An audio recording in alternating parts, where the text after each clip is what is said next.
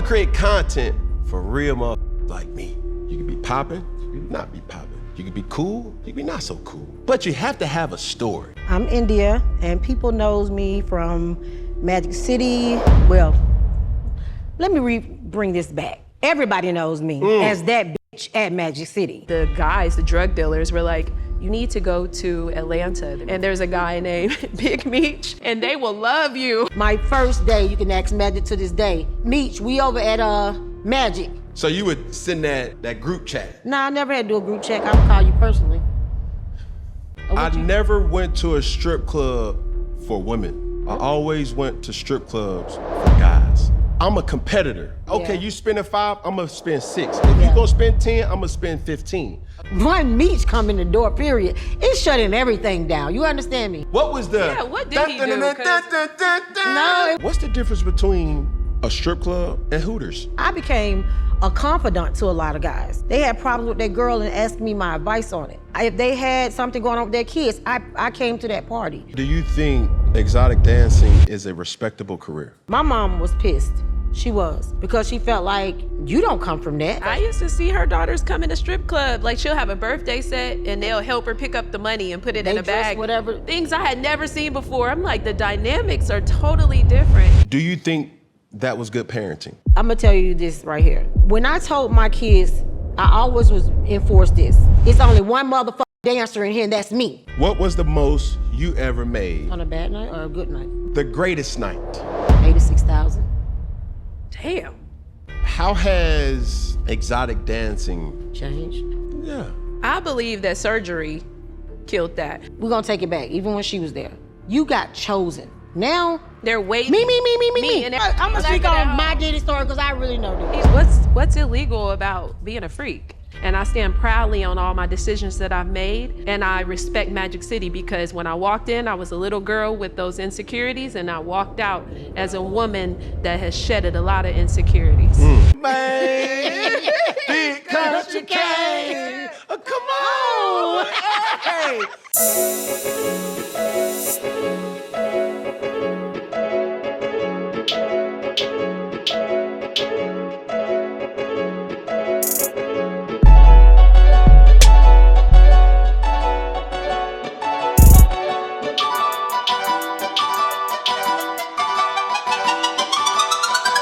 Hey, you!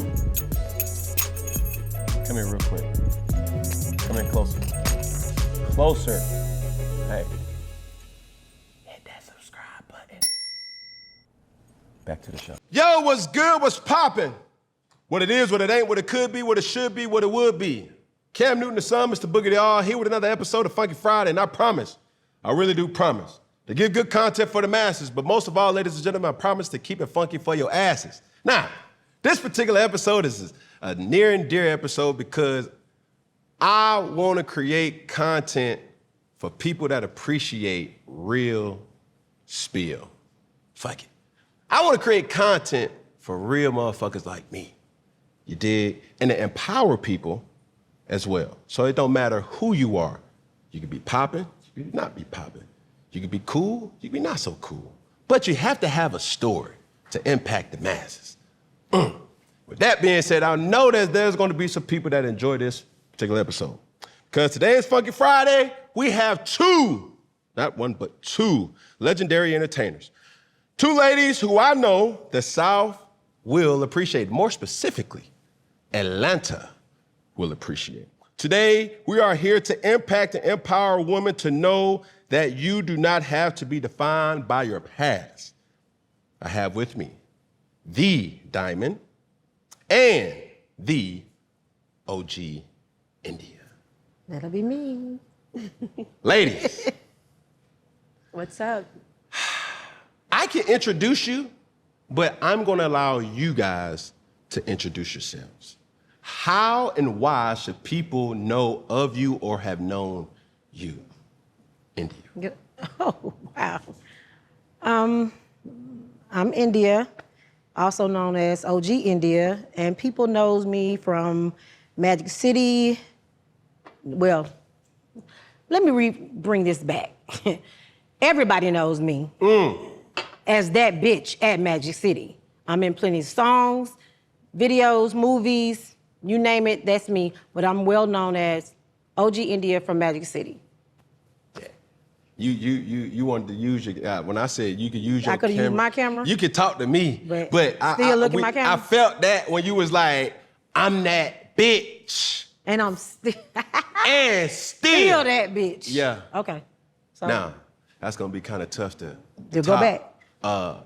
Miss Diamond, but same question. So I'm not here to top anybody because I give respect. This is my OG. I learned a lot from her. So of course I follow behind her footsteps, a few of them I like to say. I've been in several publications. I'm very well known at Magic City as the Diamond, and that was the name that was given to me. But I came in as the Diamond. So, you know, I'm in transformation and trying to get myself up out of the career with the knowledge that I have. For sure.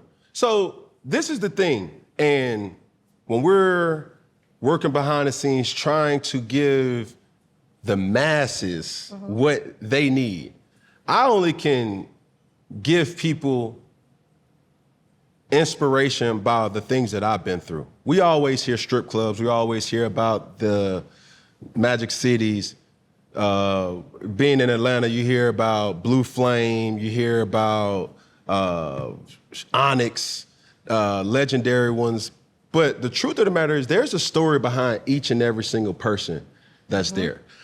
I think my reasoning, because somebody may ask, like, why the fuck would Cam do? Like, no, trust and believe. This ain't no platform, this ain't no podcast that just talks to the popping guests, somebody who Hollywood deems as that. But I want to take this as an opportunity to really put people on game from you guys' perspective, because a lot of times people just look at dancers or strippers as just, but everybody has a story. Right. So I really appreciate how you kind of take the OG. How did you guys come to meet each other? She was working at Magic City when I first started. She was my OG, and she was like one of the #1 girls in the club. And so it was only a few of them, a handful of them, and they drove nice cars, they had nice bodies. And I was like, wow, like what kind of world am I getting into? And I was so young, I was underdeveloped within my body. So I was a bit intimidated. So I had to just fall back and be quiet. But they took me underneath their wing. So not only did I find out that I was skillful coming in, She was a hustler. I never had to play that like, you know, I tried to be the low-key quiet girl, but I guess my presence spoke for itself. So they would like invite me on their OG set, which was like a dance set that you would have with a few girls, maybe 5. It was 5 of us. Like 5 girls. And I was the youngest on the set, and they brought me in, so. Yeah. I was like a young OG. She was very young. Damn. But when you got to be very mindful with that. That's a trigger word. You was eligible though. Yeah. Not She was young. legal. She was legal. Legal. Yeah, you're right. She was legal. So she wasn't in Because there. Magic didn't play that. No. Yeah. She was legal. And we're gonna talk about Mr. Magic, but I think for you, India, how is this transformation to really becoming a quote unquote dancer, stripper, entertainer? What's your story? My story is, you want to know the real story? Listen, going into next year, we need to have a Funky Friday Bible. I promise to tell the truth, the whole truth, and nothing but the truth. So help you The guys. truth is, people don't really know that before I became a dancer, I was always that bitch Cam. I was that girl known in Atlanta. I had 4 kids, so people couldn't believe it, but I sold drugs. I got busted. And when I got busted, I was in jail for 3 months, and that was my first time ever getting arrested. And after that, I was like, that's not for me, because my kids missed me. And my homegirl named Strawberry, who worked at Magic, kept telling me to come over, and I never did go to Magic right then. And I became a dancer. That's how I became a dancer. And my family definitely didn't know. So my story is, I had 4 kids that I had to take care of. And I didn't drink, do drugs, nothing. But I love nice shit. Never. I love nice shit. I came from nice shit. I'm from the south side of Atlanta. And I was always a hustler. I'm a hustler. Yeah. So it was like either you do this and you go to jail, or you do this and it's legal. And I had a beautiful body. I had a shape, even after 4 kids. Yeah. I was still that bitch. So you was dancing, or you had 4 children Before my dancing. reason. That's my reason for dancing. If I didn't have my kids, I probably never danced.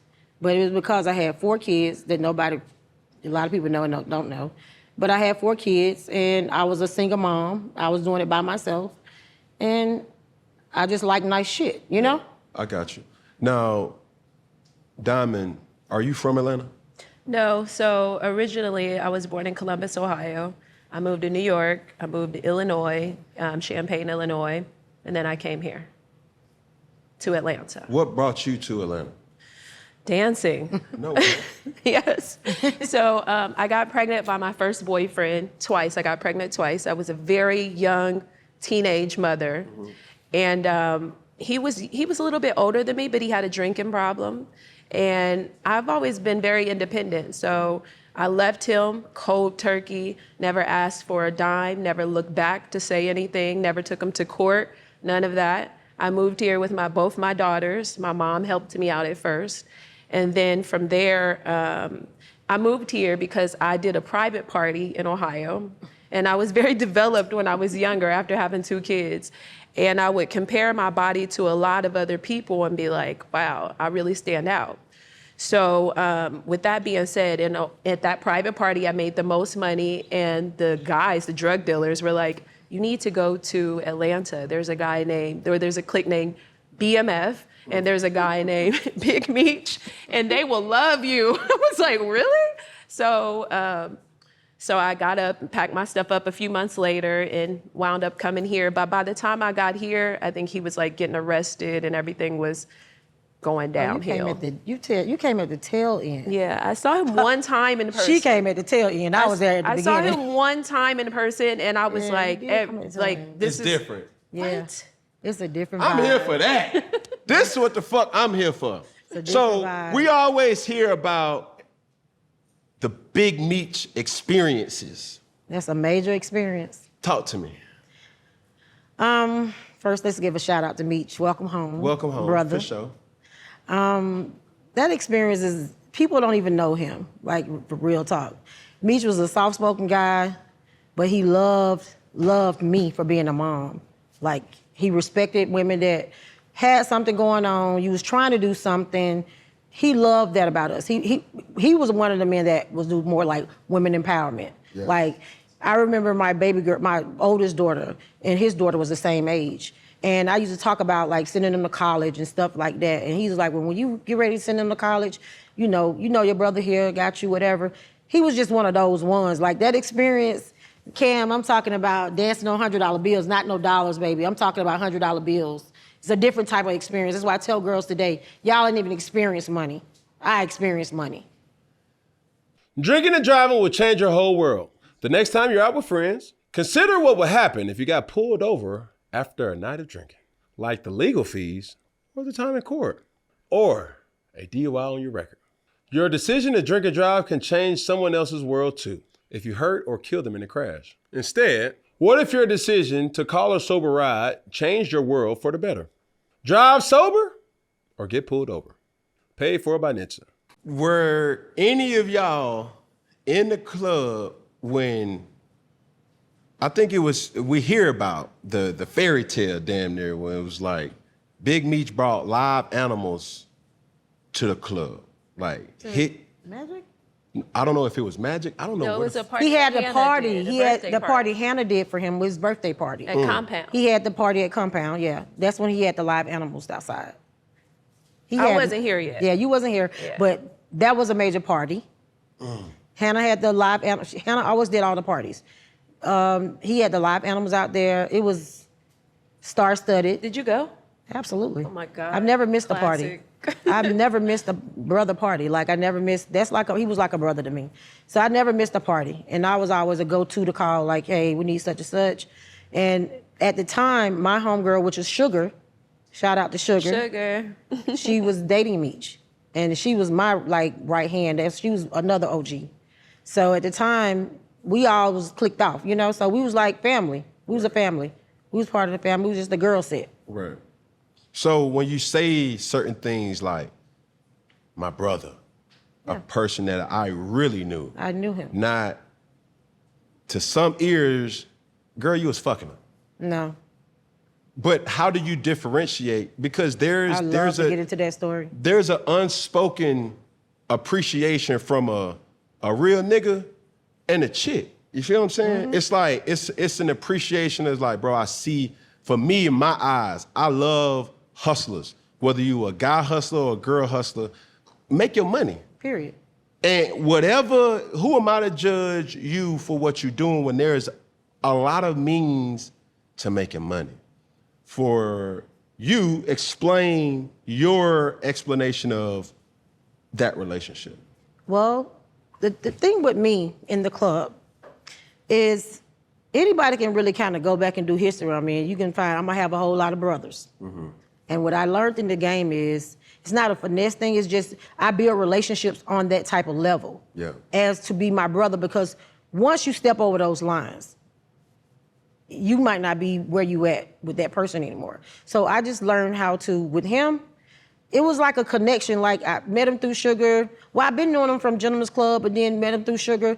And it was like we all just built a family. So he respected me for, I was like, bro, I can't do the party, after party, all that. I can come, set it up, whatever, but I can't stay. I have to take the kids to school. He respected that about me. And that's what I loved about him. He respected I didn't drink and smoke.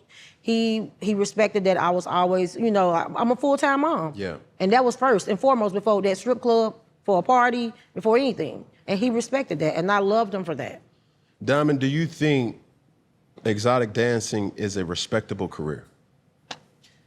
So I'm from the suburbs, and both of my parents are professors, college professors. So after all these years, I think that it's quiet. It depends on the girl. So she taught me, I was raised by my father, and he taught me that you're not supposed to spread yourself thin amongst men. That was one thing I've always held within and valued about myself, is that I have never spreaded myself thin. I've always been very selective about who I'm dealing with, especially needing to remain a crush amongst lots of men. Coming into the strip club, India taught me that brother love, turning a customer or a crush into a brother, because when you're younger, there's lots of pressure coming from men of high levels. And so you don't know who to choose. So you kind of try to make people your brother so that you're invited in the money without them thinking about you denying them sexually. Correct. So she taught me that method right there, and that worked for me. I remember her when I was younger, she used to always be like, my brother, and I'm not gonna lie, I used to be like, what the fuck she keep, like. Let's keep it real. Diamond asked the customer one day, I used to date an athlete, so I wasn't here, I wasn't at Magic, I was back and forth. So I, come back to Atlanta, dance, whatever. Diamond had asked the customer, because the customer tells me, so Diamond asked me, I thought that was your girl. I was like, that is my girl. He was like, well, she asked me, was we fucking? And I said, no. He's like, that's like my sister. And that's when you probably found out the truth, that really they are like I prefer to have that type of relationship with them. I mean, even outside of there. If you had, those were my brothers, if they had a birthday, I bought them gifts. If they had something going on with their kids, I came to that party. So I build a relationship in the club with people. That's how people know me. Yeah. Like I'm not just known for just being a stripper, because people invited me to events outside of there. When they see me pull up and knew, oh, she got class. They think that every stripper don't have no class, and that's a lie. I would say this to the masses. First off, Atlanta ain't a regular place. Period. We abide by rules and indoctrinations that may not be viewed as regular, but it's regular. And I can only speak from a man's perspective. Anytime a man goes out of high status, newsflash, we want to be around women. They're right.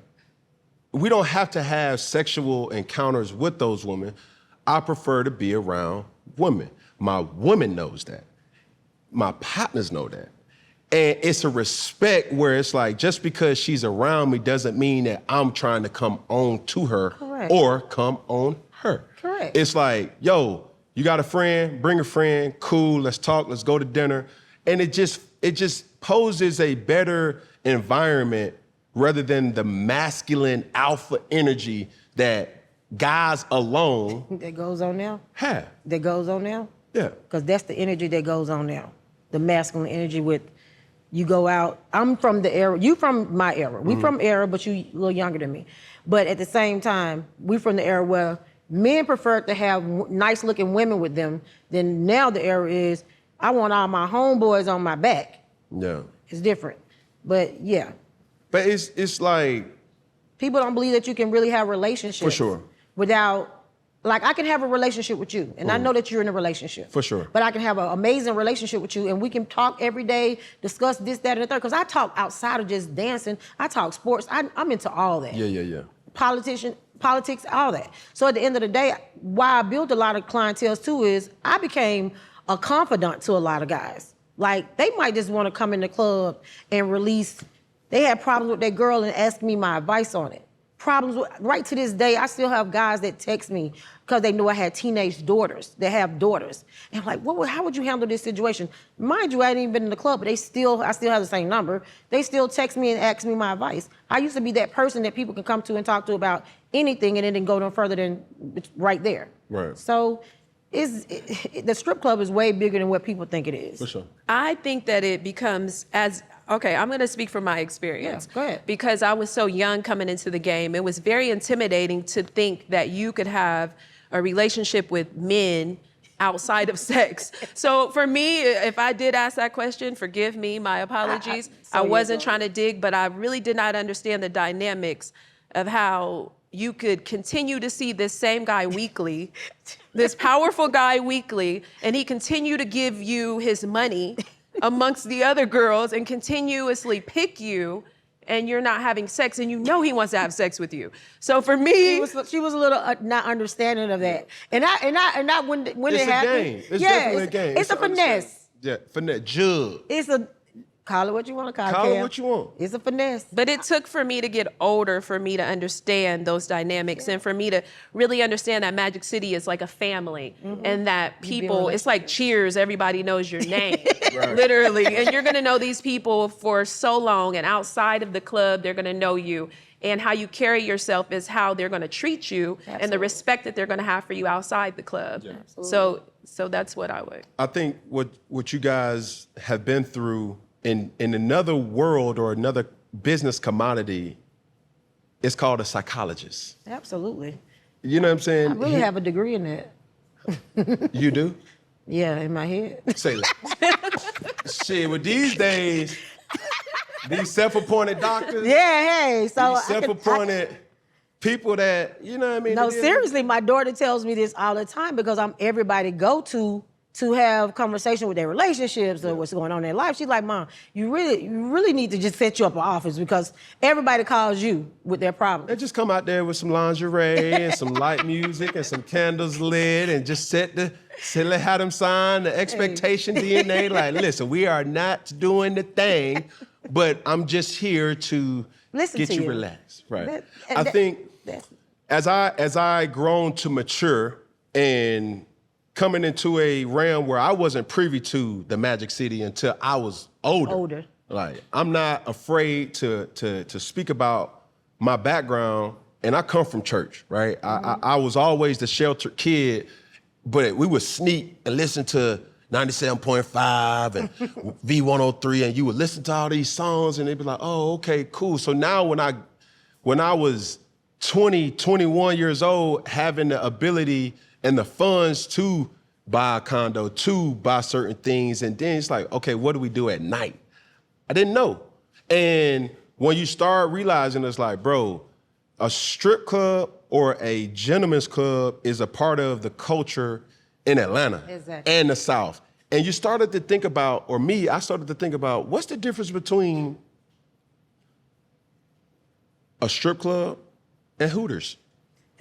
A strip club in Twin Peaks, or any establishment that gives men's interest in a way Right. that you look at, it's like, I say this respectfully, it's not any different, but it is a difference because it's a stigma. You're selling sexy. You're selling this man interest in the mind that, okay, you Let me interrupt you. Go ahead. Because you know what we're really selling and what it's supposed to really be to this day? It's a fantasy. We supposed to be the person that, not your wife, not your girlfriend. It was a fantasy. That's what the era I come from, where I can seduce. People used to tell me all the time, you seduce me with your eyes. They ain't even looking at my body. They talking about my eyes, but it's all about a fantasy. That's what the club really is supposed to be. And not only that, we're like cool with the wives, the girlfriends, Yeah, the side girls. I mean, like we see it all. Yeah. So we watch the guys rotate and we know who to come speak to. We speak to the women first. You know, if it's your girlfriend, a lot of times they look for us, or your wife, they look for us. I built relationships. The same girl to come and dance for you. Women that, to this day, like my last time just dancing, I'm gonna say, I have women come look for me and spend money on me, like seriously. So that's big for me when a woman is secure with herself. Because you have women that come in the club and they downplay us like, you know, whatever, I don't want her over there. But that's an insecurity within herself. I'm not insecure at all.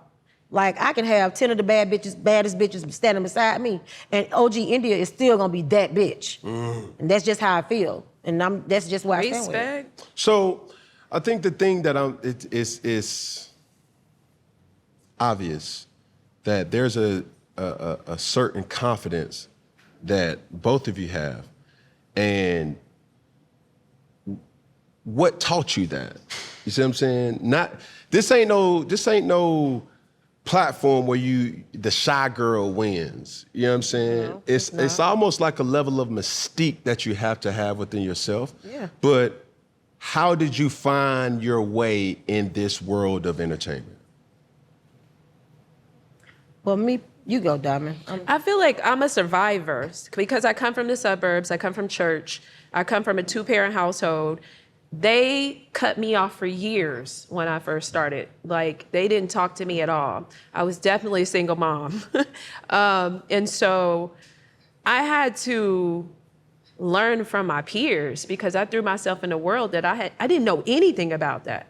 So I threw myself in there at the top of the chain at Magic City. That was like the club I came into not knowing anything. So I had to learn from my OGs how to navigate with my self-respect and keeping that with me going into a field that was very taboo.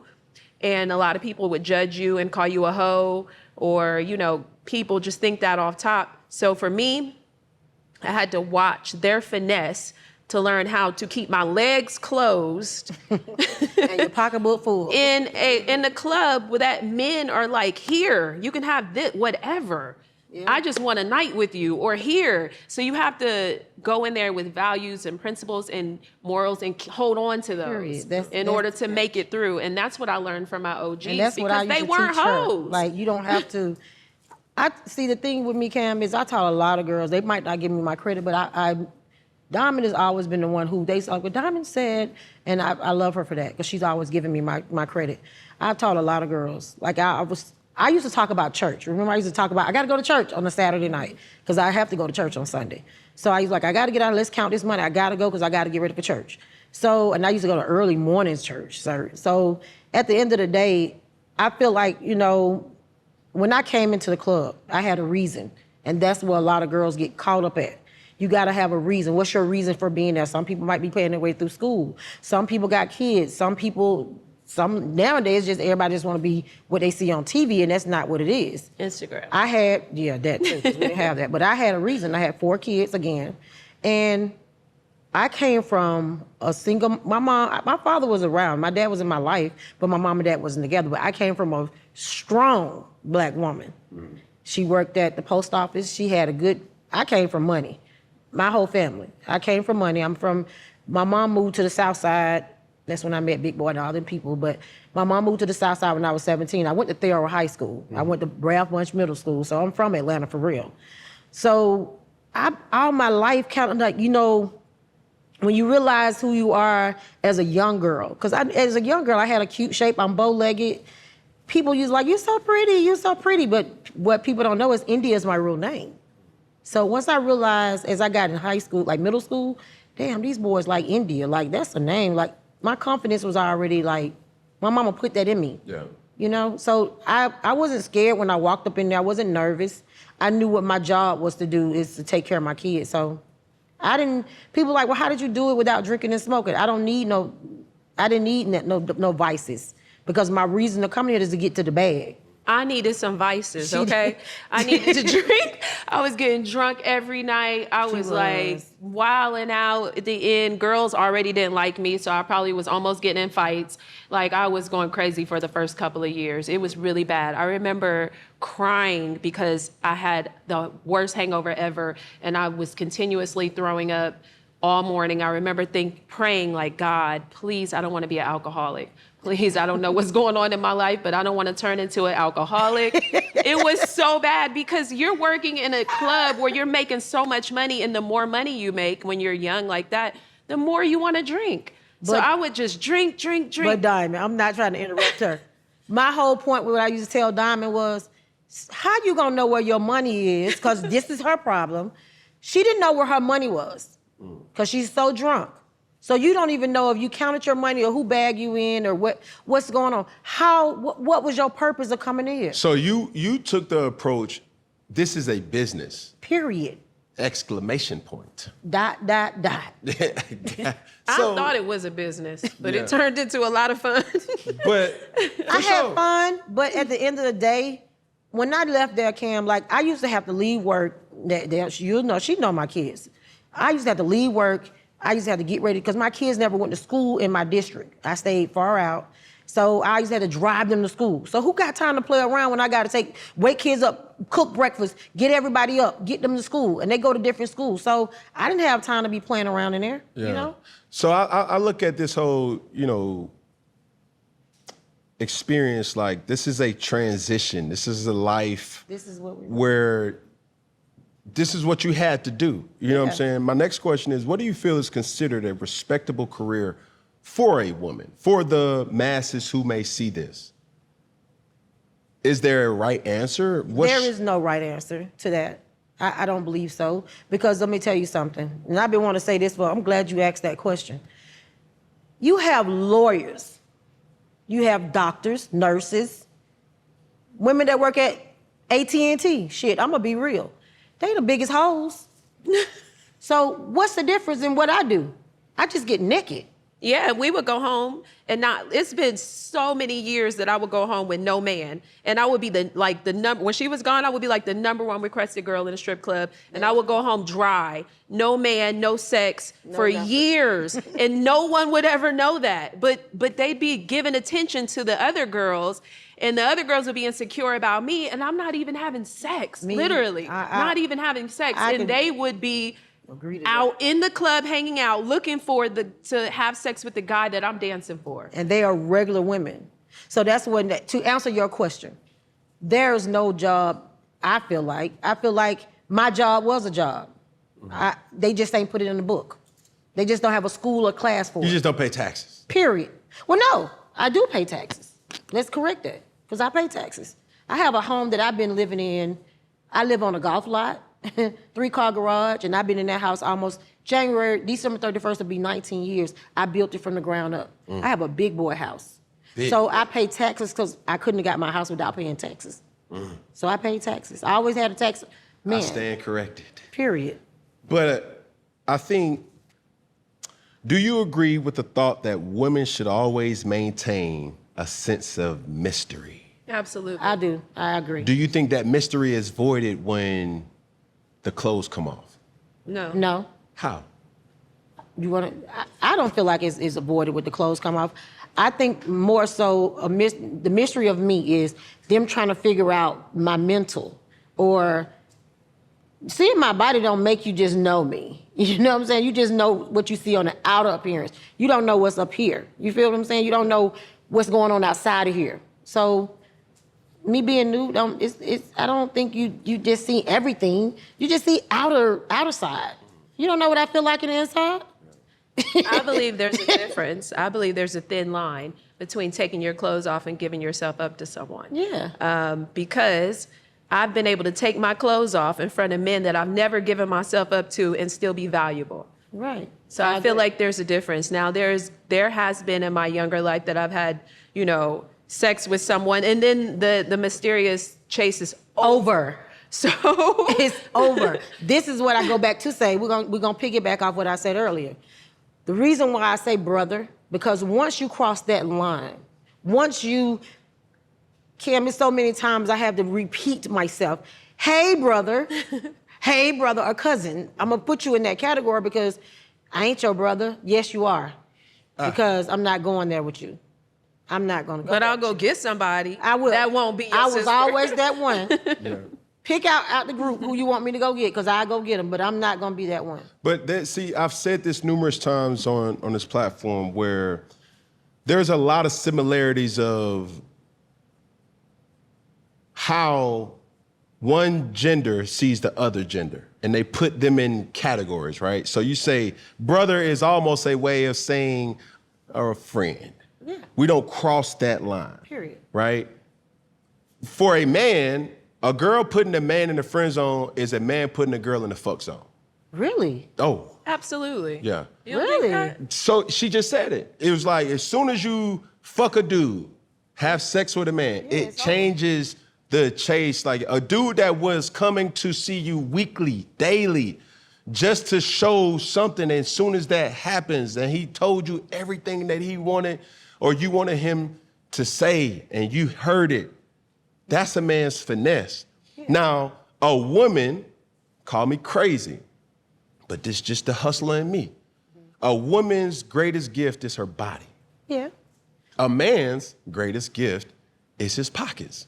And I love it. So, straight up, it's like, that doesn't mean that that's it. No. That's everything. No. But a girl's value as a man amongst men is like, oh, man, my girl. Okay, when another man hears your girl, the first thing he's gonna think to himself is like, okay, does she have a history? Right. Does she have a history with somebody that I know? No. Right. Which you put a man in a very messed up situation where it's like, okay, this my girl. Who? Jane Doe.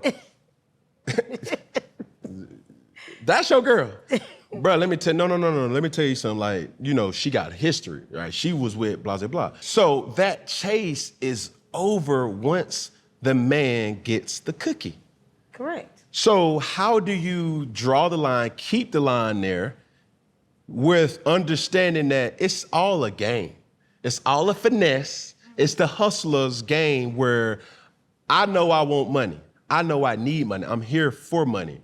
How do I protect the intentions without going too far that now you done messed up? That situation or relationship with that person? Yeah.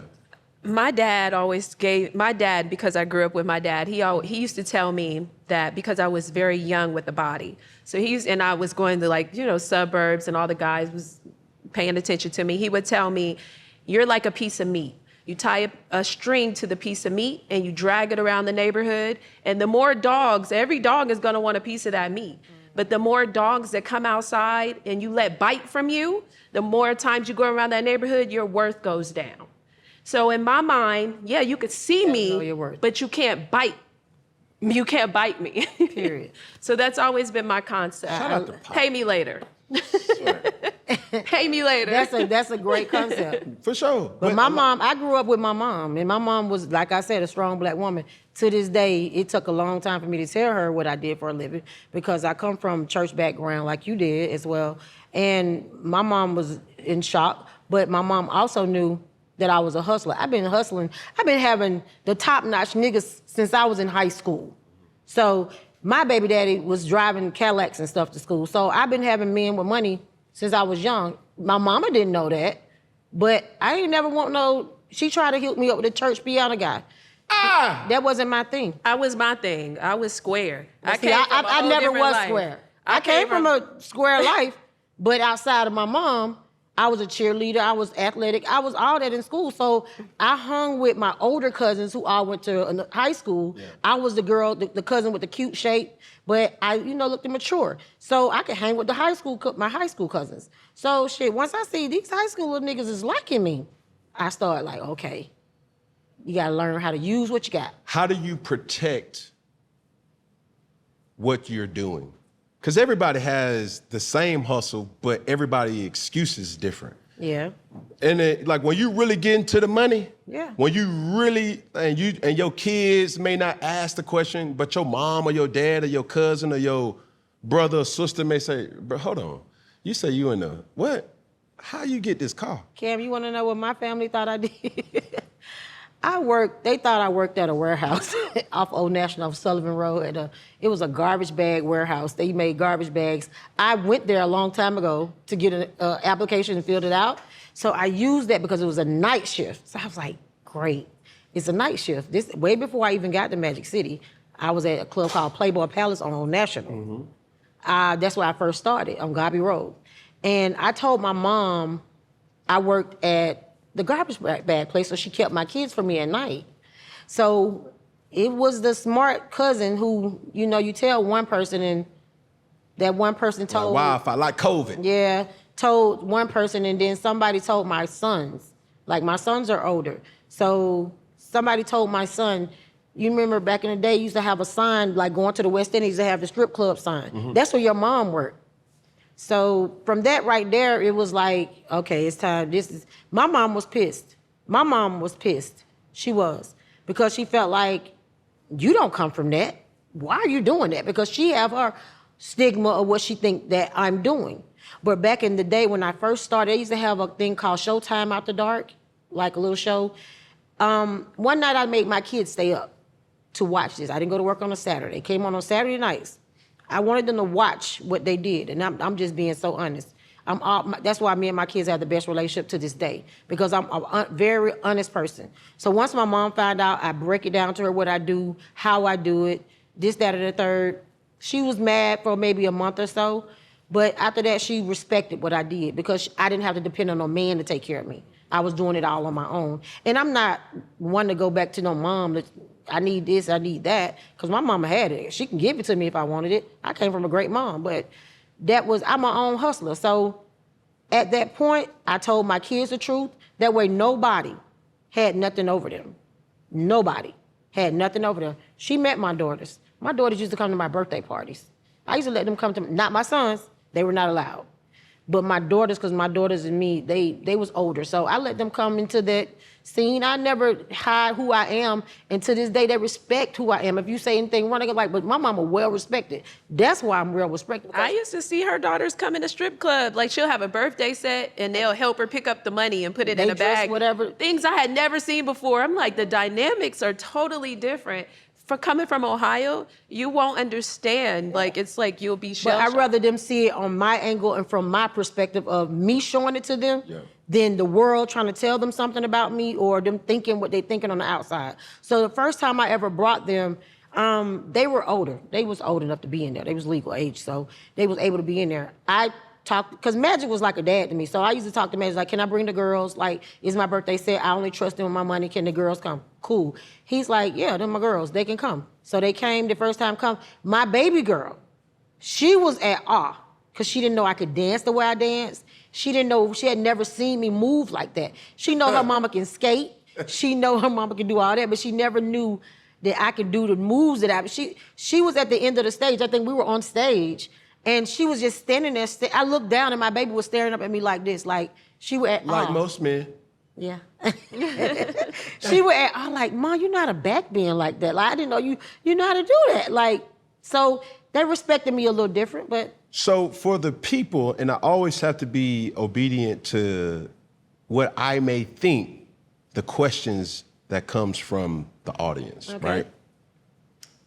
Do you think that was good parenting? I do. Why? I think being honest with your kids, that's why the world is, so many kids are lost right now, Cam, seriously. I feel like if you be honest with your kids, I taught my kids didn't know I didn't play. See, my kids were scared of me, one thing. Books come first. but I wanted them to have street sense as well. I didn't want them to be lost in the sauce. I didn't want them to be somebody telling them this how it's supposed to go. That's why I brought the girl. My sons never experienced that with me, but my daughters did. My sons knew not to come near there. Like, they weren't even thinking of nothing like that. But my daughters, I wanted them to be, I always taught them, have your own car, house, bank account. Have your own credit score, need to be up to the roof. You don't depend on a man for anything. Whatever a man give you, he add to it. So being honest with my life, I gotta be honest with them with what I do, how I do it, and how I maneuver. My baby girl, the oldest girl, at 10, I taught her how to write checks. I taught her how to pay my bills. I used to teach her how to go to the bank with me and deposit money because I always felt like she was my right-hand girl. So you have to teach kids the real, not this fake. You gotta shelter them from things. That's why when a lot of kids get out here, get on drugs, they get lost. My kids all were strong-headed. They was like, oh, we've been around Uncle Jeezy. We was eating lunch with Uncle Jeezy at Benihana's way back. I was a little girl. Like, this ain't nothing new to me. You know what I'm saying? So have that experience with your children, did that promote them to want to dance themselves? No, it didn't. It didn't. Because I'm going to tell you this right here. When I told my kids, I always was enforced this. It's only one motherfucking dancer in here, and that's me. So we ain't doing what I do. Y'all don't have to street hustle. That's why I do what I do. You don't want for shit. My kids traveled, they did it all. I didn't miss a beat when it came to. They was in all kind of sports.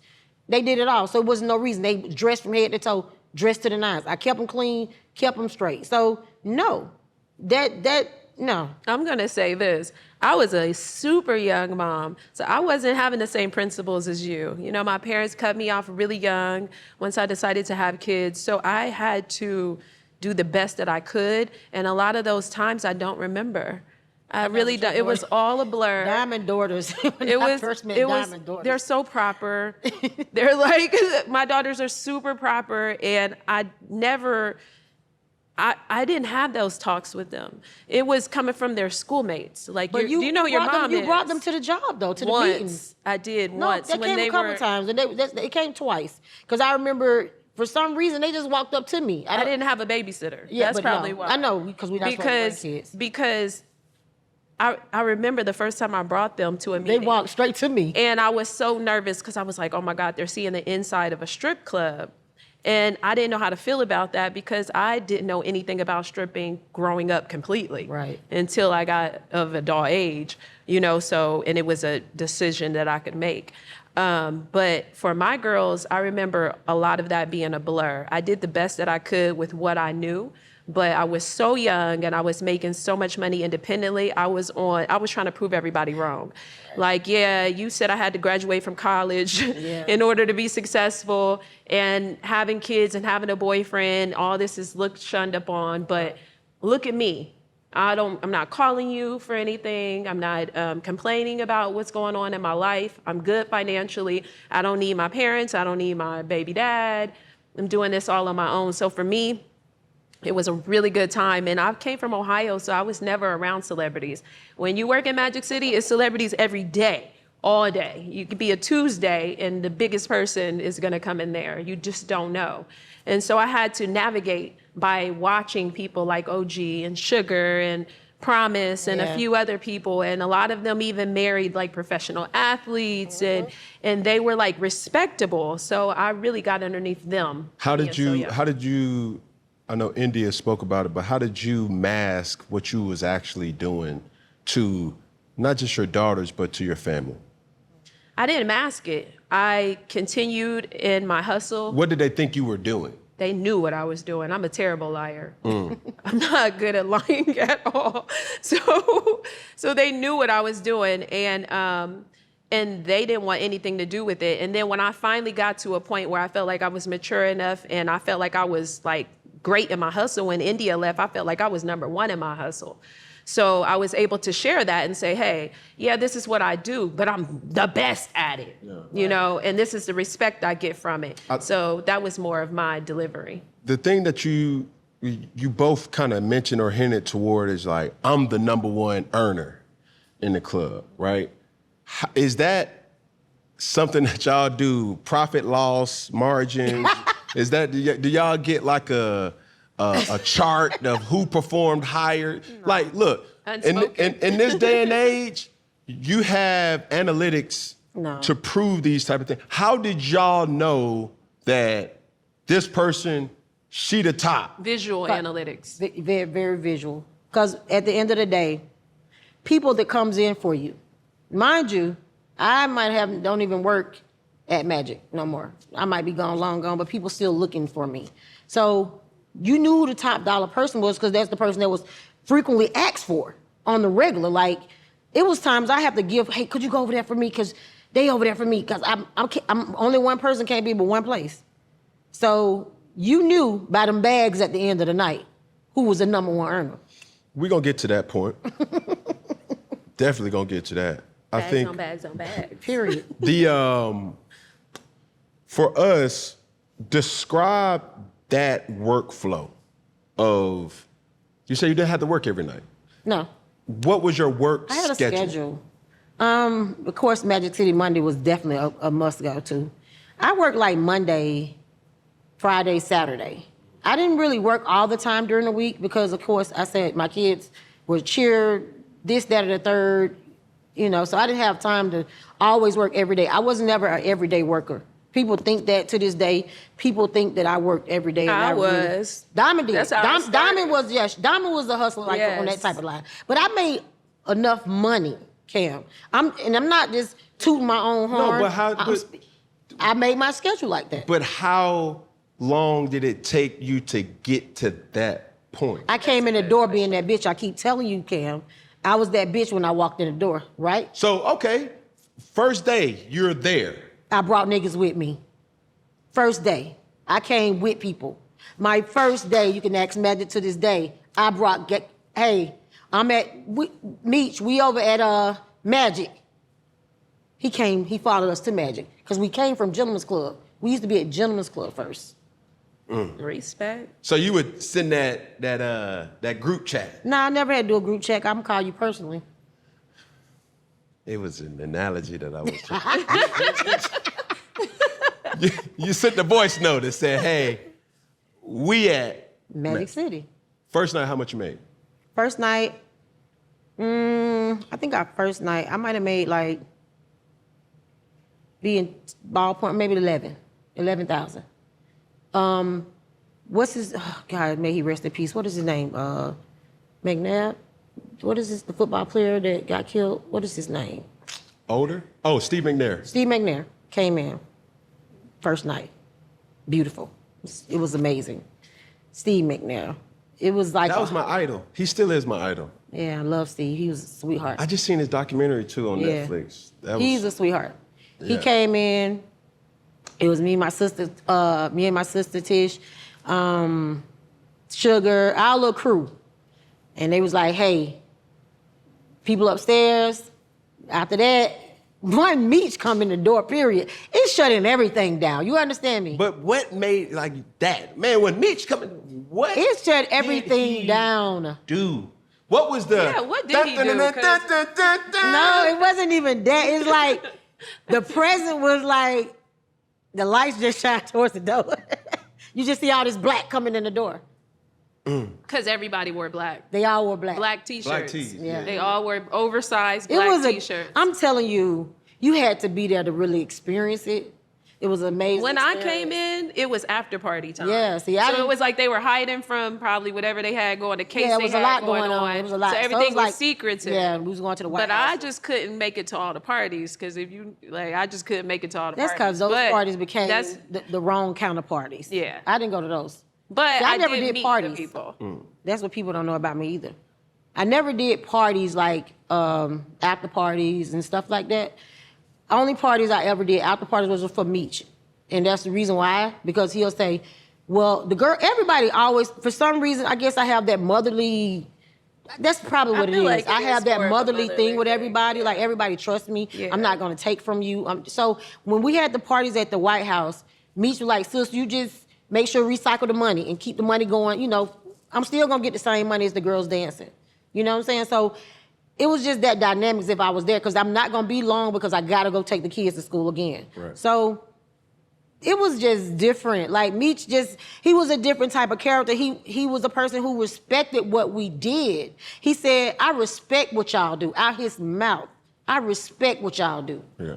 I think the thing that about Meech that I appreciate from a black man is he brought niggas together. He did. And it wasn't no fuckery, it wasn't no foolery, it was something to be proud in. And some may say, yeah, it was violence, it was gang activity, it was this.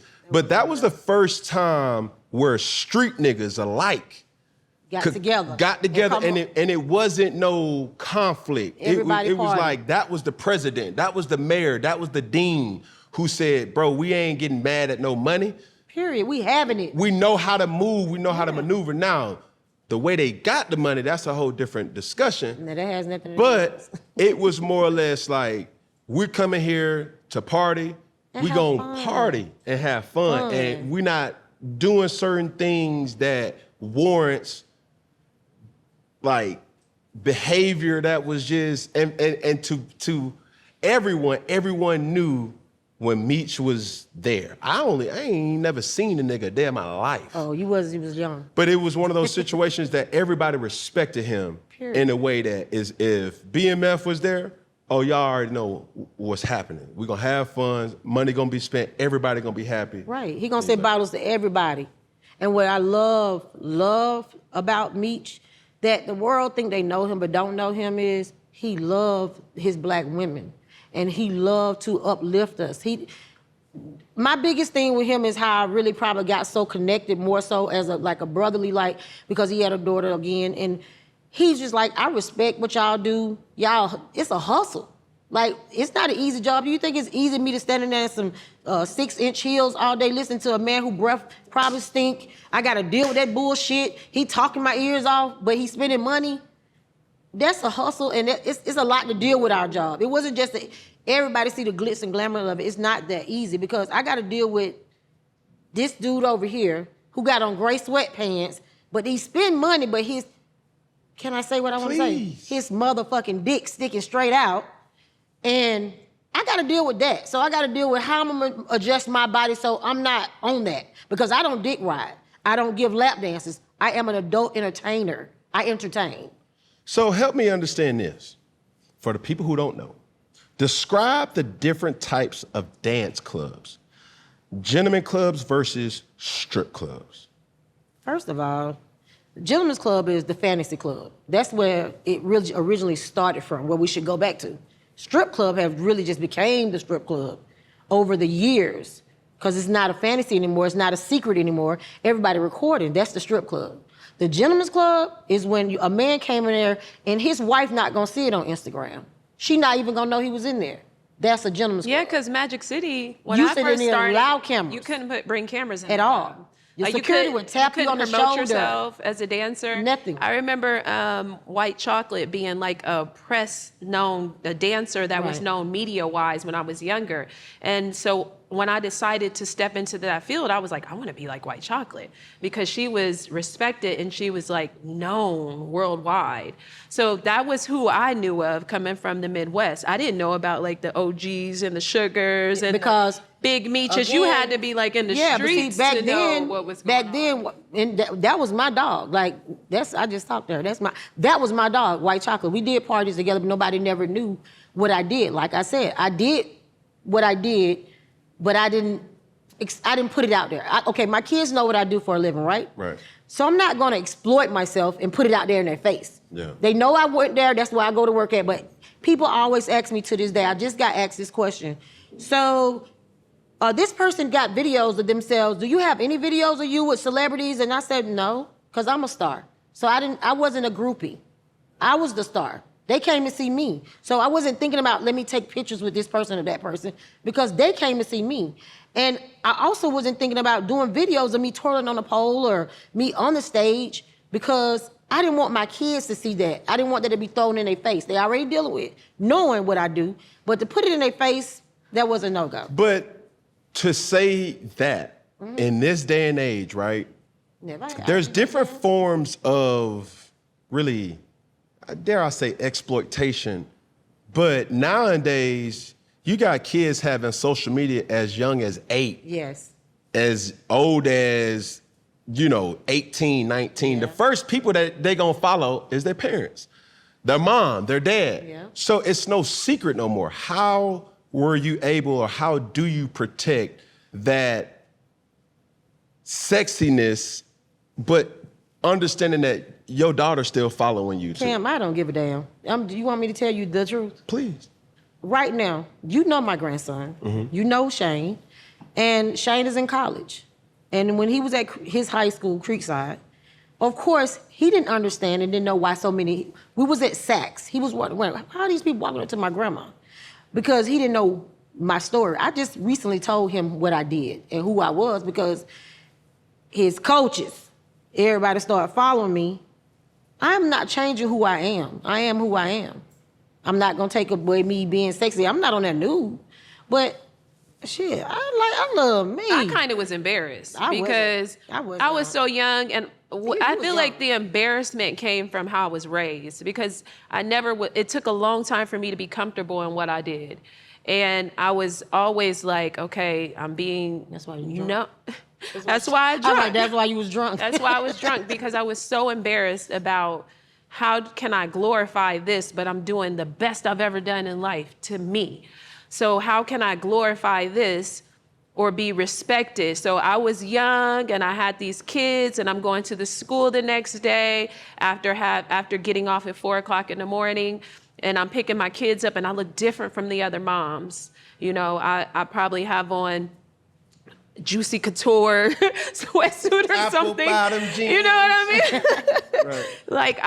I'm showing my body, like I'm sexually liberated, and it's like the other moms are just like, But we're in the class, my kids are in the same class as them. They're older, their husbands, everybody's looking at me side eye. So I for changed me, that it was different. It took a while for me to like really come in my womanhood and be comfortable with that career. But that's where I changed it at. Once I left that club, that was the club, right? I might have walked in there with a crop top and some pants on, but once I walked into that school, I'm fully dressed as if I'm going to a church service or somewhere. A nice dress. I changed my narrative of things. Like, I just switched it up. Because I know I'm well endowed in the back and, these up here. So I kind of loosened up my clothes a little bit so I don't stand out. But nowadays, I don't give a damn. But back then, when your kids are younger than my kids. So my kids are older now. So now they promote, stand in who you are, mama. You fall back on yourself too much. They tell me that a lot. Like, you are that person. Like, we know you well respected. Don't nobody have nothing. You can go ask 20,000 men right into this day, whoever slept with me from that club, you ain't gonna come back with nothing. The thing that I think that needs to be said is, what about dancing is empowering? Because a lot of people may not know this fact. More women dance than you give credit for them dancing. Yeah. That are known. They may be the doctors, they may be the lawyers, they may be the movie stars, they may be the entertainers, they may be this person, they may be that person, but they all had a stint of adult entertainment. They did. What about dancing is empowering to you guys? Independency. Yeah. You don't need to, Depend on no one. The thing about it is, growing up as a woman with a male figure in your household, is that you know that the male figure runs the household. And you start growing up like that is what you need to mock. You need a man to take care of you. But once you get into the club, you're making so much money, and all the men are taking care of you. Her man's taking care of you. Her husband's taking care of you.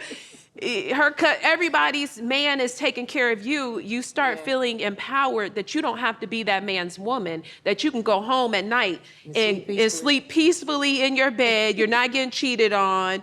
You didn't have to sleep with him to get that money. Absolutely. It was an easy job for you, because once you put your guards down and you realize that there's beauty in being naked, there's a beauty behind that, and you know how to sell it without opening your package. Right. And you getting paid for that? Yeah. That's very powerful. So what do you say to people who say stripping or an adult entertainment is a form of sex work? I think What? it is. You're selling sex, but you don't actually have sex. They say, you said, give me the question one more time, Cam. What do you say to people who say stripping or adult entertainment is a form of sex work? I don't think it's sex work. Sex work is, I'm not being intimate with that person. Like I said, I'm standing straight up and down, and I'm a fantasy. I'm not being intimate with that person. I agree with you, but I believe fantasy is sex work. I believe that anytime you're selling, you could sell sex in a suit as a woman. You think so? And you could be I selling ain't gonna sex. call myself no sex worker because I'm not a sex worker. I'll say it like this. To this point, everything or how we see women, the propaganda is sex. Sex sales. Oh, well, Think about it like this. Going back to the analogy of, or the comparison of Magic City worker, Hooters worker. okay. You look at what just happened with the Jake Paul and the Mike Tyson fight, right? Right. Who was standing behind them? The ring girls. Right. They're selling sexy. Oh. When you think about Playboy, when you think about just the identity of a woman, to some degree, sex sells. So now it being thrusted in your face, the cleavage, the body silhouette, a lot of these things are not direct sex work, but it's indirect. Cam, I'm gonna stop you there. So you telling me, you at the beach, this woman got on a two-piece bathing suit, she's selling sex? I mean, it's a proper. She looking sexy. But She selling sex? it's a time and a place for everything. So I feel like when you're on the beach, it's okay to wear a bathing. That I always say it's a time and a place for everything in general. is a time and a so place if for you're everything. like, if you are. I'd rather be If inside I'm with of a the building. kids, I'm gonna wear a full bathing suit. Me, I'm the same If way. I'm with my man on a private island or something, I'm gonna wear a thong up my ass. So I feel like you're given different impressions in different atmospheres. It's okay to wear a bathing suit if you're covering yourself. You're not trying to deliver a sexual desires within people. But if you are, trying to sell sex in any shape or form, taking a good picture on Instagram, in the club, trying to get someone's money. So you think that's a sex worker? I believe that. I think you're promoting sexy. Oh, sexy. Like you're promoting sexy. I might have misunderstood your question. No. It all is a form, and respectfully, there's tiers to sex work. The Yeah. top tier is prostitution. Yeah, and I'm not that. Yes. 304. Yes. Oh. That's what on TikTok is 304. But what I'm saying is, in every occasion, Yeah, I get it. sexy is sold. Like when you look at Marilyn Monroe, She was sexy. sexy. sex worker. But she still sold Sex. sex. You right. Okay. You see what I'm saying? I see it now. But But I there's- thought you was just basically saying like, I'm not knocking what nobody do. For sure. Like people, I get on the DMs all day. If you see my DMs right now, they lit. People be like, "Do you have an OnlyFans? Do you have a this?" And I be like, "No, I don't. I don't have an OnlyFans." I might should have thought about We it. sell sex that you can't get. Yeah. So I'm It's the a untouchable. fantasy. I'm the untouchable. Fantasy. I'm the untouchable person. Because if people really know how dry. I live alone. I'm not claiming that, no, but I'm I not saying feel that. you. No, but I can't claim that you're not energy. getting I don't what I'm want finna that say. energy No, anymore. I'm saying when they say they really know how dry they like. I don't be dating like that. Yeah, Like, it is true, People though. think that they think like that I have I can tell you right now. I don't have a nigga. Yeah, I ain't had sex in a year. yeah. You gonna look at me and be like, Cap. Yeah, bullshit. Exactly. That's the problem. And that I'm gonna we tell you, have. that's the truth. That's the problem that we You're probably gonna have. say, find the dude that I'm fucking. I probably will say that, Cam. I'm gonna say, find the nigga. But I'm saying where we are now as a society, there is a lot of, we are green like that, but look at this when it's no different. That's why I say Oh, that's why. Magic City, in my eyes, And Hooters. is no different than Hooters. Hooters. Because you're still selling sex. Yeah, but we making more money though, so. True. We making way more money than Hooters, and I feel like we're closer to the line than the Hooters girls. But this is the thing. It's a cultural thing. It is. That's why I'm saying, like, if you come down here to Atlanta, like, it's a respect of dancers. There's a respect. You respect dancers here. You gonna probably respect the dancer over a lawyer. Absolutely. Like, for real, like, they rock stars. It's naked therapy. Listen, sure. It's naked I had a therapy. story of an athlete, right? He played for the Hawks. This is a true story because I just was talking to him about this story. And I didn't know him, but clearly he knew me. He tells me, you locker room talk. Like, every nigga in the locker room talk about you. And I'm like, well, how are they talking about me? I don't even know them. He was like, shit. They watch you on Instagram. They don't been in Magic, but was scared to say something to you. But they watch you and they everybody talk about you. So I was like, okay, cool. I took that as, okay, that's a good thing. I'm the whole locker room talk. Yeah. I like that talk. So, as we move forward, what's the biggest misconception about dancing or stripping? That we hoes.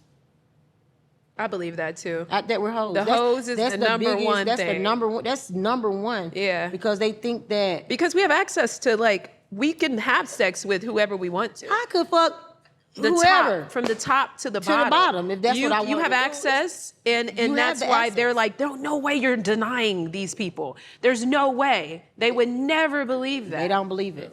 Because for them, I had a man in my life, really, that me and him, like, he didn't believe that just because I did what I did, that I didn't date I didn't go home with somebody at night or whatever. Yeah. You know what I'm saying? So I had to, like, this is a reason why I kind of, like, stopped dancing for a second, remember, when I dated the ball player. He kind of wanted me out the scene. Like, I don't want you there because my teammates came in there, or my homeboys them came in town, they seen you on stage, and I ain't like that. But I also explained to him that what they see on stage is not what you see in the house. They just see an outer body, a shell. But do you see what he was? I got it. He don't want them visualizing when I'm with it. His teammates visualizing me when I'm at the game up in the stands. I got it. I get that message because I've Yeah. been through that same problem Yeah. where you try to be in a relationship, And but he's insecure. But we also deal with insecurity as women. we do. So because we work a nightlife and we understand You have to deal with that with the men. what comes behind men and how men are, and they may have a girlfriend and you see what they do. We also develop this hedge of protection, and that's how we become like more independent. Like, I don't need that. I'd rather not have a 'Cause it's a relationship. headache. It's a I'd rather headache. be single and get the money from these guys that have relationships already. is not trying to be in a relationship with me, because in my time, I just really realized that men are insecure as well as, just a woman being insecure, but men are insecure when you can't really have a great relationship, real great relationship, unless you got a secure ass nigga. I always felt like it was low-key pimping. That's why I don't like relationships. I in the wouldn't be strip in no club. relationship. I do not like being a stripper I with a wouldn't be man. in no real Like, that is relationship. Not ridiculous. nobody who really my nigga. Like when the person, do you know who I'm talking about? But when he was really my nigga, like once it became like officially like, you my girl, you gonna be in these games, you gonna this, that, and the third. Hey, this is what I'm gonna put in your account. Hey, this is what I don't want you doing. I don't want you there like that. Like, cool, and I was cool with that because he made sure I was straight before I walked away from them doors. I feel like I'm a little different. Like, if I have a man, I don't want my man and his friends to see me in a club naked in front of amongst other people, because I feel like once I have a man, this is his. Yeah. So for me, it's been, I'd rather choose this side of the battle than to have a man, because these are the things he's insecure, I'm insecure. My man was sitting on numbers, baby, so I rather had that man. I love, Baby, I was straight. for me, everybody was my man, But because yeah, they that was was coming it, in the but club this giving person me was- money so frequently, we did not have to sleep together for them to be my man. So in my eyes. to that point, right? And I like where we're at. In a recent Joe Budden interview, Bernice said she made $30,000 on a bad night while being a bartender. And she's telling the truth. What was the most you ever made? On a bad night or a good night? Just what a time to be alive. Ooh, that's I'm on. You know I'm in that song, right? I did. We gonna get to that. Speaking of songs, Look, we gonna talk about it. But is that truth to what she said? Bernice is not lying. In the age of, she's from New York, so the bartenders is the one who They're make, they the like di- star tenders or whatever Right. they call them. They were like dancers there. So she's not lying. I mean, you got Jizzy Doll, my girl. Shout out to Jizzy Doll. She's making that to this day in Miami, going in the club, making 20,000, 10,000 on a bad night, more than 20. She's making that kind of money to this day in Miami. So it's true. Yeah, so same it's very, question. and she's from very New true. York, just like Bernice. So it's very true. I'm So- talking about Atlanta. I'm talking about the bag I know I made. I know what was in my bank account Which was what? On a good or bad night. Just the greatest night. 86,000. Damn, I ain't had no $86,000 night ever. You had a And- birthday and- set. I did. But I had a birthday set with Big Meech was there. You wasn't there. No, I wasn't. They asked them. Go back and ask somebody. Did 6,000? they bring the Brinks trucks, baby? I had bags and bags of bags and bags on top of bags, and went about a brand new truck off the Infinity lot. That facts. Okay. Facts. So am I telling the truth? or I'm Facts. telling You telling the truth. Same question. The diamond. I think the most I made was 30K on a birthday. 30,000. Bro, this is crazy. I was to me. counting money. For I so pay long. taxes, by the way. Yeah, we definitely pay taxes. But like I told him, I pay taxes because I have a home. But it was so much money. And I'm not talking about little money. You know what I'm saying? I don't have parties hosted by JD and Nelly. That's my family. AI. All these guys. My birthday set was shut down. Do you hear me? Shut down. I learned from the best. Yeah, but you was doing this like I have to say it this way. You was doing this before Instagram, before social media, right. before Period. promotion. Right. Household name before IG. Right. That'll be me. Your daddies was talking about me. That's crazy. Mm. That's So making that in one night, what about one weekend? What was the most? Ooh. after you make that, you're not coming back the rest of the weekend. That's where the short thinking is. Yeah, but I still came back. most you did. Yeah. Monday. It was Magic City Monday. I I had my party on a remember you Saturday. used to only come on But particular days. Yeah, Monday, Friday, Saturday. But on this particular time, I had that money and I still had niggas that couldn't get to me. So I'm coming back Magic City Monday. Brought them coming in there. I was coming Tuesday, Wednesday. See, I had to do the worked floor at- work. Diamond did a lot. Like I had to she be worked the a lot. water girl. I was I the was water the one girl that- of the OG crew, so I had to like work Tuesday, Wednesday. When You they was weren't not there, no I water was girl. trying to catch the people She that was that- they introduced me yeah. to. Yeah. You feel me? Like Yeah. your girls ain't here, but I'm here, and remember me. For sure. So Yeah. I was here. I was there on that Tuesday, Wednesday, Thursday. She caught the Friday. the money on those days. Absolutely. But me, I worked Monday, Friday, Saturday. And I made enough in those days. That weekend, that stint of days, what's the most? In the weekend, I'm gonna say, on a bad night, if it was like something going on, athletes in there, Let's just give a birthday bash, for example. That was birthday bash, shit, we make money birthday. We might go on stage and make shit $3,000-4,000 a piece on stage. And it's 5. We had a 5-girl girls. set. Yeah. So it's 5 of us on stage. We might make that just on stage. So if you can count that up, and count out if I've been there since earlier working, because I stayed working. I ain't never stand to the side. You see me in the H's somewhere. Yeah. I'm at the top, wherever it's at, I'm there. When you see the money flying, that'll be me. When they call and say, Jeezy in the building, OG, you need to come upstairs, that'll be me. We used to be like her brother. There you can think, because the knows she G's are have like, it. She knows she where fucking OG knows. at? Where's OG? Shout out to Jeezy. We used to be Snowman, like, real snowman. she fucking them. They all thought that I was, but they respected me. I've been knowing him before he was Jeezy. I knew Yeah, he was Jay. that's true. So when you build a relationship like I know Tiny and Tip, I've been knowing them before everybody, the glitz and hoopla. the glamour, right. Yeah, before all this other stuff. I've been having relationships with these people, knowing them outside of it. Like I said, I'm from Atlanta, so a lot of people, Big Boy, all these people, I know them, like personally. So at the end of the day, people gonna come mess with people that they know. Like I said, if you had a party familiar with. and you told me, hey, I'm having a birthday party in LA, you telling the girls that, right? but you don't really think we're gonna come without you telling us. We calling you and say, well, Cam, you booking our flights, getting our room? The respect I really earned from somebody is when I showed up to their party and didn't ask them for a flight. I didn't ask them for a room. I showed up with a gift, and I walked in that door looking like $1 million, and they was shocked. Like, you flew way to LA for my party. From that right there, and that's Rico Love. Shout out to Rico Love.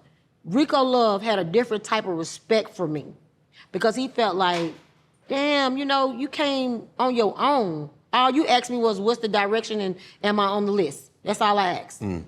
I would show respect to my customers that would come and show me love by seeing them out in public and picking up their restaurant tab. Yeah, you did. Things like that, like where they don't even know, But we talk. They see me, I got their bill, bring me their bill. And it'd be a full grown man, but bring me their bill. And that's something that, Diamond, I think I told you, that's like, you gotta give back to the people that give to you. I've been big on that.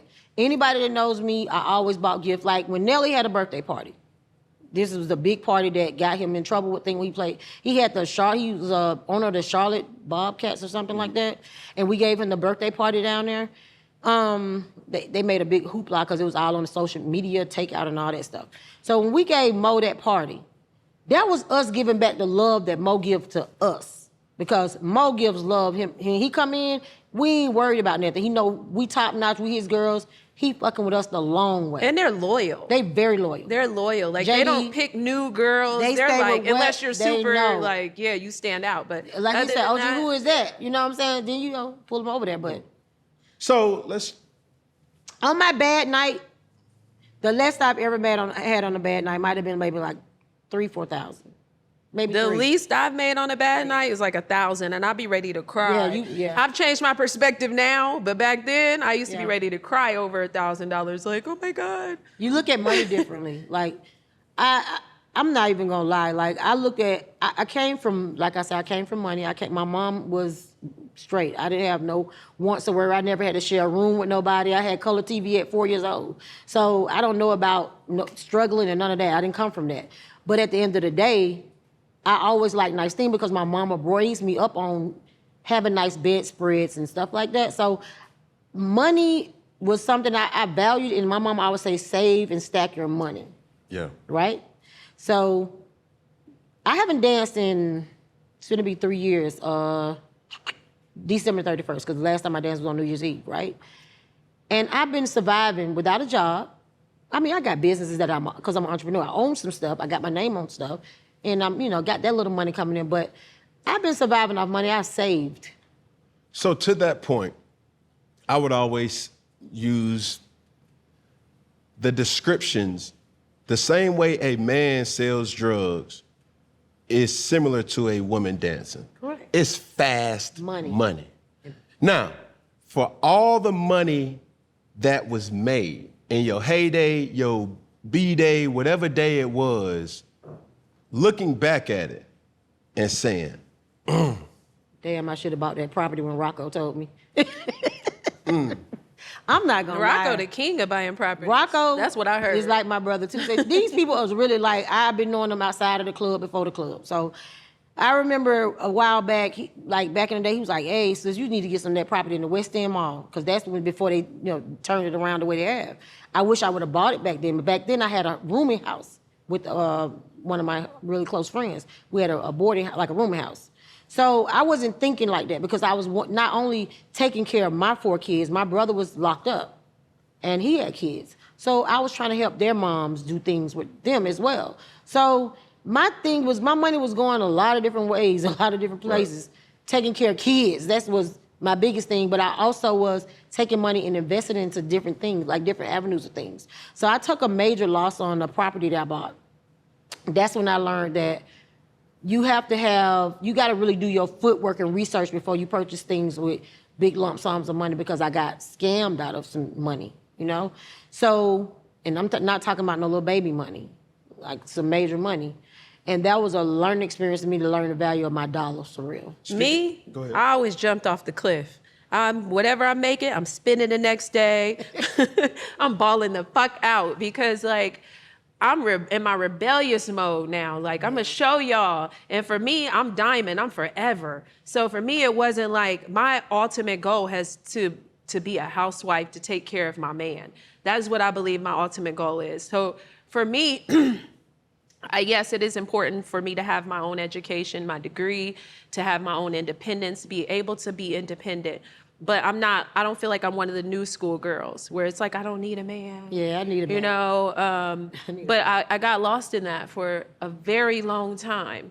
And so now, even outside of the club, I like to cover up. My friends make fun of me because sometimes I dress like a Muslim woman. And I'm like covered up in these beautiful gowns and I don't want to show my body too much.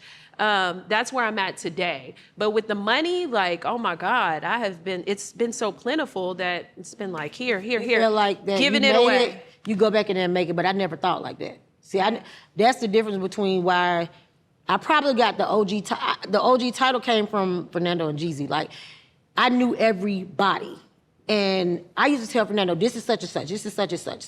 He was like, you were so respected. Like, people respect you. Like, it ain't no, you just a dancer. They respect who you are. So the title came with that. And they would say, excuse me, India, hey sis, I want to fuck her. So who is that girl right there? And then I had to fight through that part. Like, damn, why I don't get the same respect as India? Why they want to have sex with me? Because I set my boundaries. But they could come in the club set my boundaries. And make their money and nobody's blowing up their phone, what you were trying to do later. And then I had to fight through all of that. Like, man, I just want to be like India.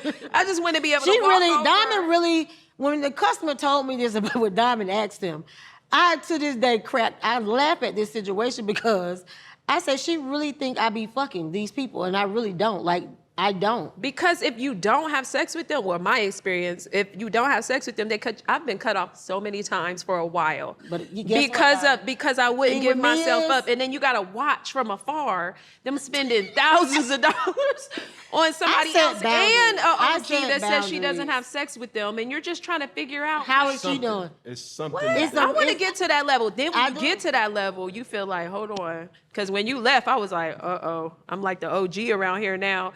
And I'm plugging in young girls to have sex, and they're no longer, the pressure is not on me so much. So then you start having a different perspective, like. So I want to do right by what y'all are really saying. It's not a sex ring that is happening here. It's just hierarchy. Yeah. Right? And for those who don't necessarily know this world, it actually exists. It does. So, I mean, it's to listen to it for the first time from this perspective is kind of like, oh, no, like we need to, no, but that's just how it goes. It happens in corporate every single day. Exactly, it's a business. For real. So there are certain people that's been there a long time. They know the law of the land. They know, how to move and maneuver. And the adult entertainment industry is no different. You feel me? All. I'm curious to know this question though. What's the strip club anthem? Like, when you hear this song, Jeezy, standing ovation. Jeezy. Anything Jeezy, you going ham. Absolutely. You going ham. what? Yes. I think he was a part of, when I came, he was a part of that. Jeezy was a part of that Make It Rain BMF era. in the Make It Rain era, because we the ones started the Make It Rain era. So that's Magic did songs not are very want stable. the ones. He was when the Make It Rain thing came. Magic was in jail. He was incarcerated. He had just came home, and he didn't understand these niggas throwing all this money up in the air on top of his girls. He thought it was very disrespectful. We had to. My OG said we had to go talk to him and talk him off the ledge because I don't want it. We was like, Daddy, because I call him Daddy, because he was like our dad, like they spending more money this way. We getting more money faster this way. We had to explain it to him because before, when he left, it was just straight Gentleman's Club, $10 a song, this, that, or the third. A man to put money in your garden on stage. It wasn't all this money flying from everywhere. I It wasn't at all. He told me I started gaining weight because I was like little. I came in natural. I was one of the very few natural girls, still is to this day in that game. And that has been natural from the beginning. Mm-hmm. I literally remember gaining weight as my grown womanhood and him pulling me in the office like, we ain't with that thick shit. That thick shit, we don't want it around here. I used to be like, but that's all that's getting picked. Like, the guys, that's all they want, but you're telling me to stay small? So that was a time. Yeah. That was a time to be That alive. was a very much time to be alive because at the end of the day, people weren't, it wasn't counting the dollars by, song for song. It wasn't none of that. JD made a song called, I think it's called Green Light. When that song Green Light came on, baby, So Def was in the building. It was a green light. It was green carpet. You didn't see no floor. So how has exotic dancing Changed. Yeah. Changed. The fantasy is gone. I believe that surgery killed that because my perspective when I came in, it was only like 5 girls with really nice bodies in the See, I whole had a club. natural body. It was only 5 girls, and she was one of them. I was a natural with body. People nice just think I'm well bodies. endowed, But I was natural. after, like, as the years went on, and I would be in there, like, for me, I didn't have any body competition. So for me, I would look around for years and be like, ain't nobody fucking with me. So then after the surgeries came into BBLs, because people were scared to get butt shots. It was only a select few that had butt shots. I almost had butt shots, but thank God I didn't do anything. But I was right there at the line, like, what they doing? Oh, no, I ain't doing that. But after that, since then, it's been lots of BBLs. It's been lots of girls that before you had a handful of natural bodies that was really nice or that stood out. Now it's every girl has a nose job, a butt job, a breast job, lipo. They used to be big. Now they're small. Everything that you can think of fake is at their footsteps. So everybody's paying for that, and it's cheap. You can go out the country and get it done for cheap. They come in the club, their first couple of days, their money, they put it towards surgery. They come back, they're a new girl. Now you're in the club and you're drowned because you're natural. I'm still in the club. And I'm working my way out, but I'm still in there. Okay. And I am still natural in the club, and I'm looking around like, wow, so much has changed because everybody now has surgery. So everybody's looking the same, and it seems to be that for a man, he can't tell the value of a woman. A real body. Because he can't distinguish the value in women because every woman is cookie cutter. So for me, I've drowned in that, and I'm like, what's really going on, and how do we move forward? I just stay true to myself. Well, my answer to that question is coof. There's no more coof in the club. Like, there's no more, as I said, fantasy. There's no, women from my day, we're going to take it back, even when she was there. You got chosen.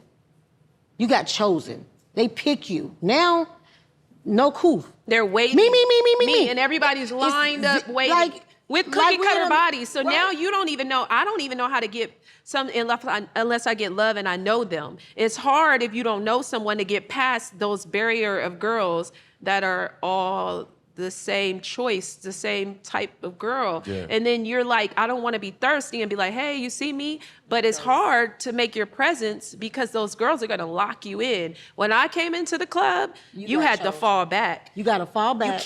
You can't rush up on the guys. Magic hated that. Do not rush That's up what I'm on saying. guys. The biggest word is cool. Fall back, let them see what's in the club, and let them eye you, and then they pick you. Because even at the age of before I came out of the club, just wasn't working anymore. Because I don't never say I retired. Because right now, if they tell me, hey, you need to be in the building because I'm going to be there. If it's the money for me, my body still look good. I can still be there. Yeah. And I can compete with any 18, 19, 20, 21, 20, take it on up. I can compete with them. Still break them down. I would say agree with that. I can still break them down. Baby. It still can. So even like I look at this wave or the era of exotic dancing, right? And I think, if anything, it has influenced the female rap culture. Yes. So in that realm, what do you say to the Cardi B's of the world, the Nicki Minaj's of the world, the Sexy Reds, the Glorillaz? Like, I love Cardi B because Cardi B was a dancer. And she took her career from being a dancer to an entertainer. So my love for Cardi is different because I felt like she know my hustle and I respect her hustle. But nowadays, Booty Hole Brown and all this shit right here, they respect that. But they didn't respect the dancer who was in there just nude but wasn't doing anything. So I'm confused on that. Like Me, I tried to be a rapper. yeah, Diamond was Diamond, the Diamond. I was the rapper the first girl in the strip club in Atlanta at the strip club that was trying to be a rapper. I think. Was there anybody else in the strip club trying to be a rapper? Not at that I time. think I was the first one because I was trying to rap at the same time as Cardi trying to rap.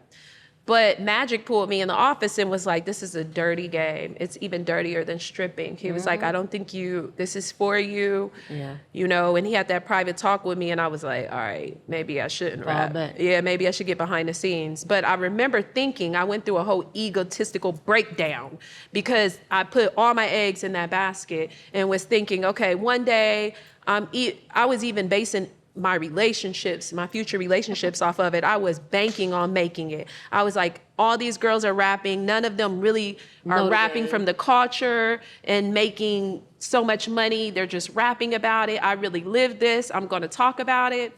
And then once Cardi made it, I was like, okay. I respected it different. All right, let me fall back. And then once the other girls came out, I was like, wait a minute. But they don't even come from this lifestyle. So what they're rapping about the life that we live, you know, so. But I have a question for you. What do you think the difference between what Sexy Red is selling, what all the rappers, because I like Glorilla, I like her. She kind of ride a different type of path.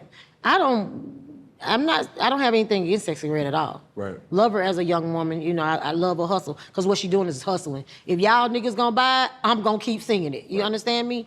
So I respect her hustle. But as a man, and you have daughters, would you prefer your daughters listen to that or just wonder what goes on inside of a strip club? See, my perspective, that's a great question. But I think parenting has changed because of the accessibility that the kids have. Right. So if my daughter, who has an Instagram, has a TikTok, and she's seeing it through a third party without actually talking about it or feeling safe to talk about, that's where the issue lies.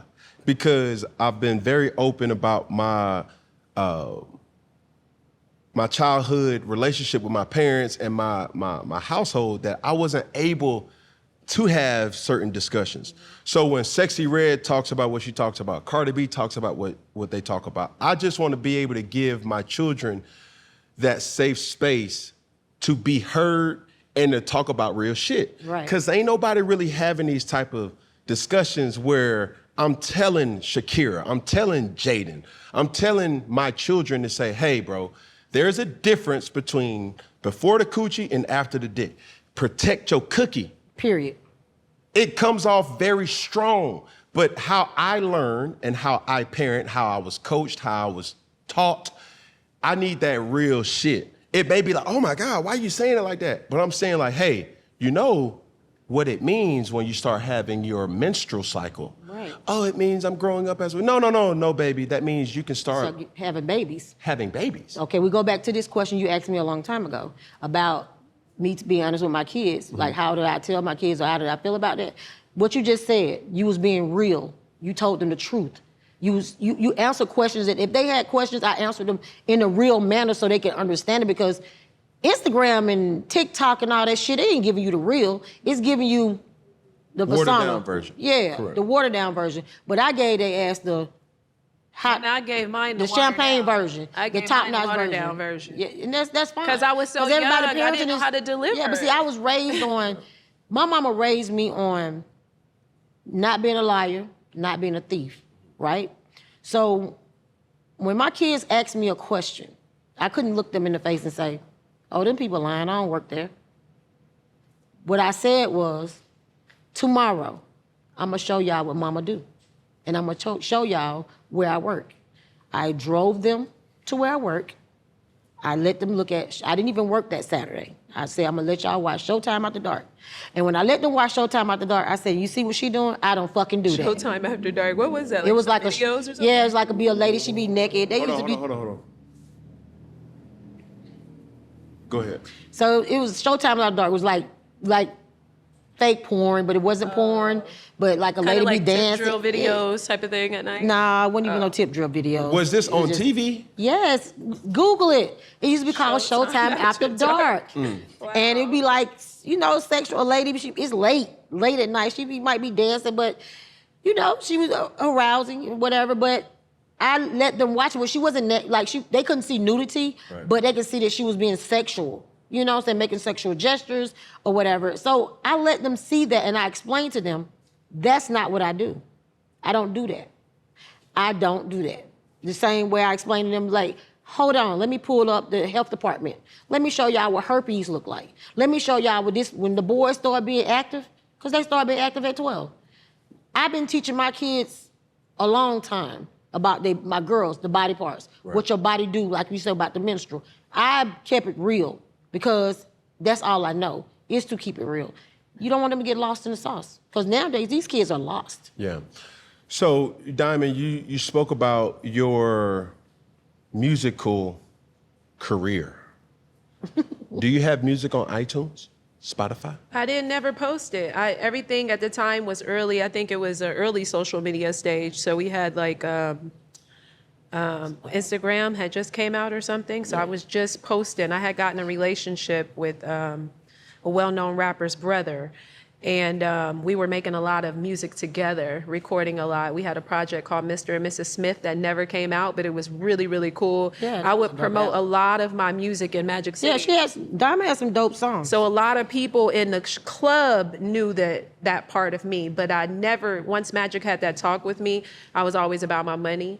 And I didn't want to sell my soul. And the way he was bringing it to me, I was like, I'm gonna have to sell my soul. Magic will make you want to go get on your knees and pray. I was like, nah, I don't think I'm gonna do this music thing anymore. So with that music kind of phase, did you write music? Did you freestyle? I did all of that. Do you care to spit a verse? No, I don't. I'm over that. I care to spit game. Spit game. I care to spit game. That's what we're here to do right now. Yeah. I'm not like trying to make it a musical, put it behind a beat. That's not really my thing anymore. I had got behind an artist and I found it more comfortable and more lucrative for me to put my money and invest in an artist that way. Right. So that's how I ended up. So there's a commonality, especially within the last couple of minutes, that there's an unspoken word that we haven't really shined light on, but the relationship with Mr. Magic. Love him. Right? He's this father figure in a lot of people's lives, male and female. And he's created something that is a cultural staple. You can go to China, you can go to Japan, Africa, you can go to South America, and somebody says Magic City, you're gonna instantly know what they're talking about. Wow. How has Mr. Magic impacted you guys' life for really putting you on game in a shark-infested jungle? Me personally, my relationship with Magic was, he loved that I was headstrong. He loved that he didn't have to tell me certain things because I already knew. He watched my demeanor. One thing about Magic is he sit back and he watches. He watches who do what, how you do it. So he always loved that I always talked about my kids. He loved that I always say, well, I gotta go, Dad, gotta go, kids. Or I used to bring the fundraisers to the school, to the club from the school. If the kids was running for something, hey, they selling candy bars. I'm on the float. You remember I used to bring, y'all buying? And Magic loved that about me, but learning from him was, I looked at him like a dad because he'll like just saying, I'm gonna tell you, I don't have some bad moments where I have to stump a bitch real quick, We're gonna keep it like that. So I gotta stump a bitch real quick, right? Mm-hmm. Magic was very disappointed in me because a lot of girls looked up to me.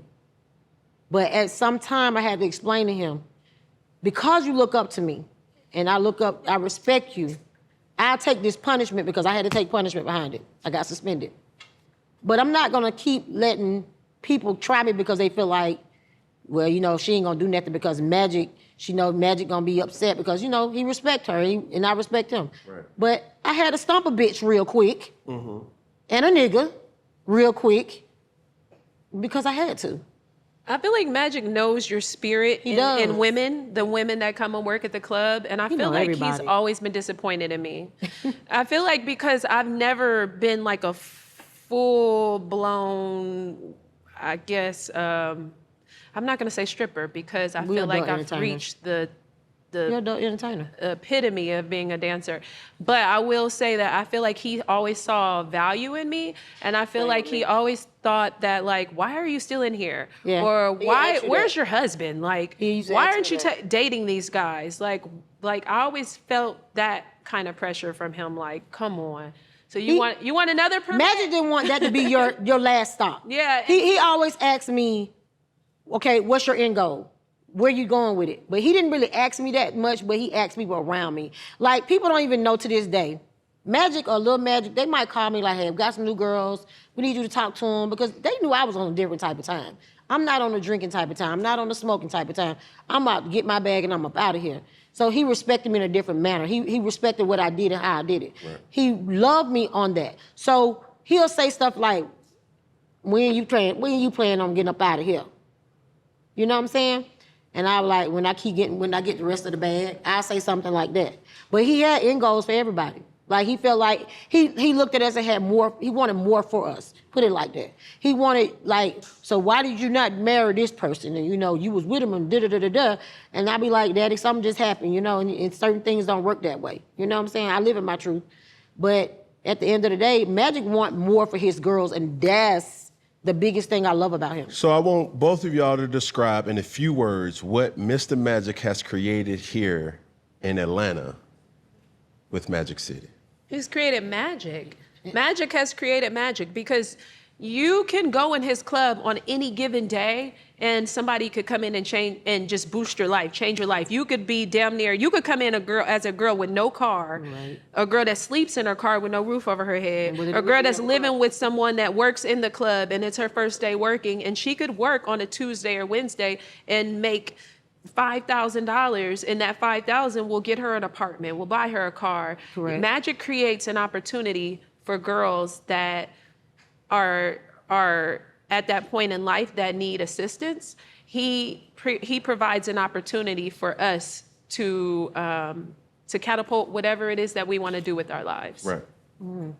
I piggyback off Diamond. I'll say the same thing. I feel like Magic has created a dynasty of this industry period, because I can't talk much about a lot of things that I want to talk about, because we got a documentary. He has a documentary that I'm in, and I have my own episode, okay? It's gonna be all about me.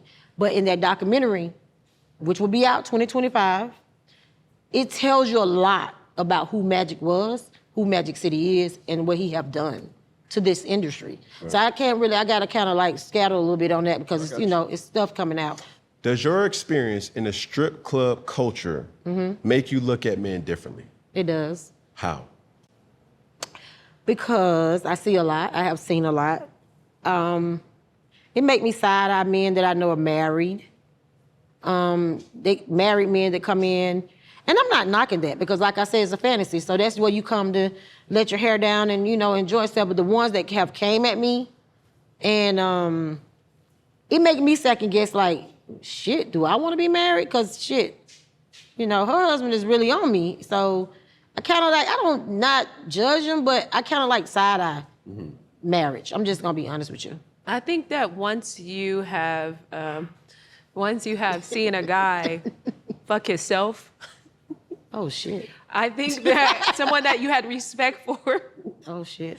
I think that you cannot help but to be... Because there's a lot of shit you find out about me. Your views and tainted in your views. I'm going to put this there. What you saying? Now, I haven't experienced what Diamond might have experienced. Because God been good to me on that note.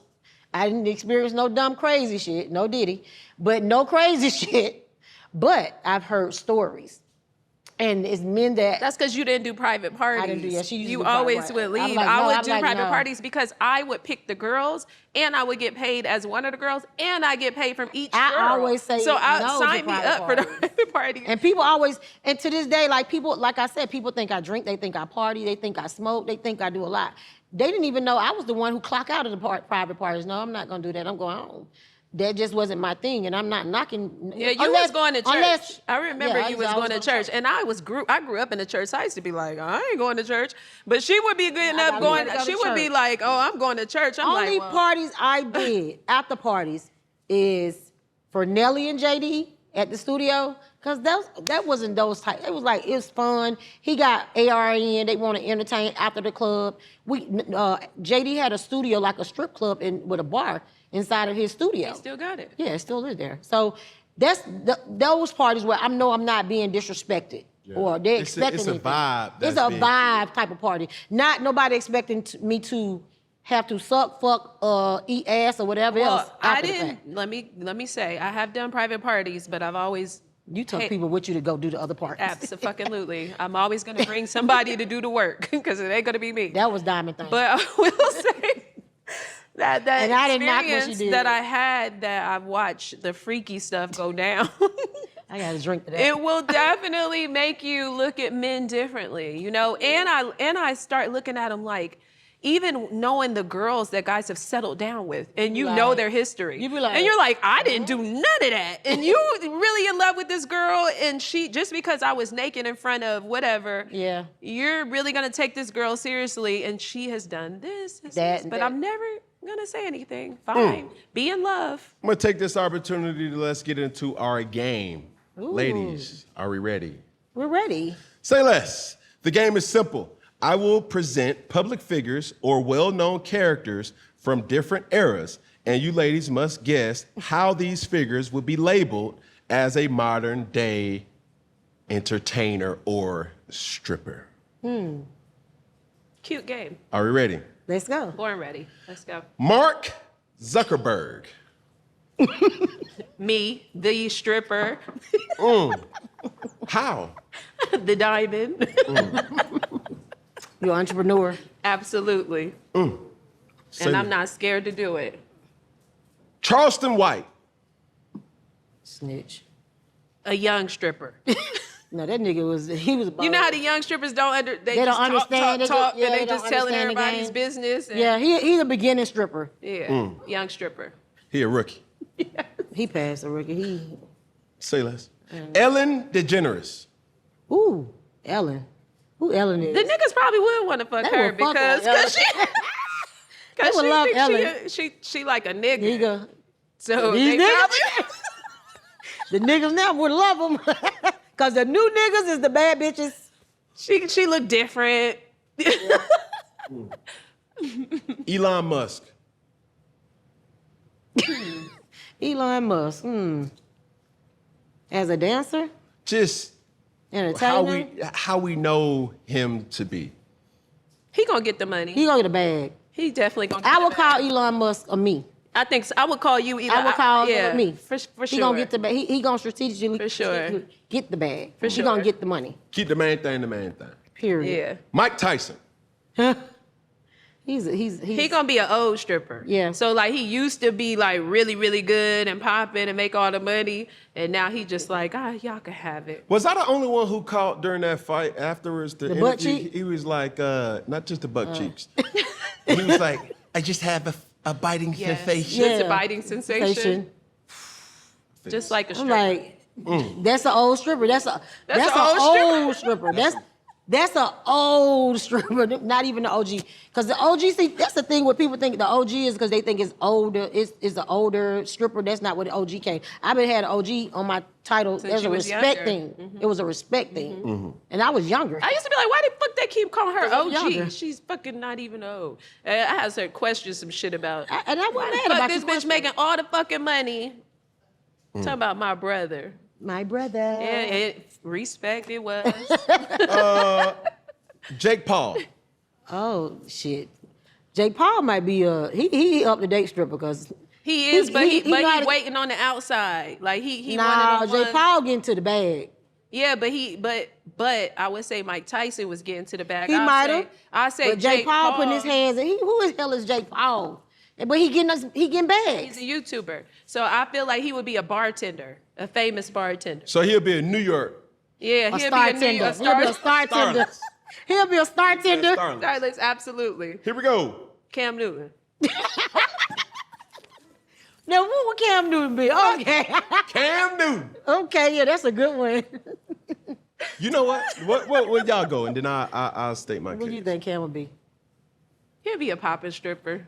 Yeah, he'll definitely be popping. Yeah. I really know. I ain't even gonna say he'll be a stripper because I can see Cam being like Magic. Ooh, respect. I can see you being like After Magic. being a stripper, then he'll buy his own club. Damn, Cam, I was trying to hold you down. Now check this out though. No, but I do because I respect you. Mm-hmm. I watch your show. I've been knowing you since forever, so I got so much respect for you on all type of levels. So I respect him enough to just feel like he can be like a Magic. He could be a boss. Like he can run a club. I feel like you'll be the owner. What you think? I never went to a strip club for women. Really? I always went to strip clubs for guys. Really? No I told homo. you, we went to a strip club. No Diddy, but not for women though. It was always Okay. and I'll explain this, Mary. I'm a competitor.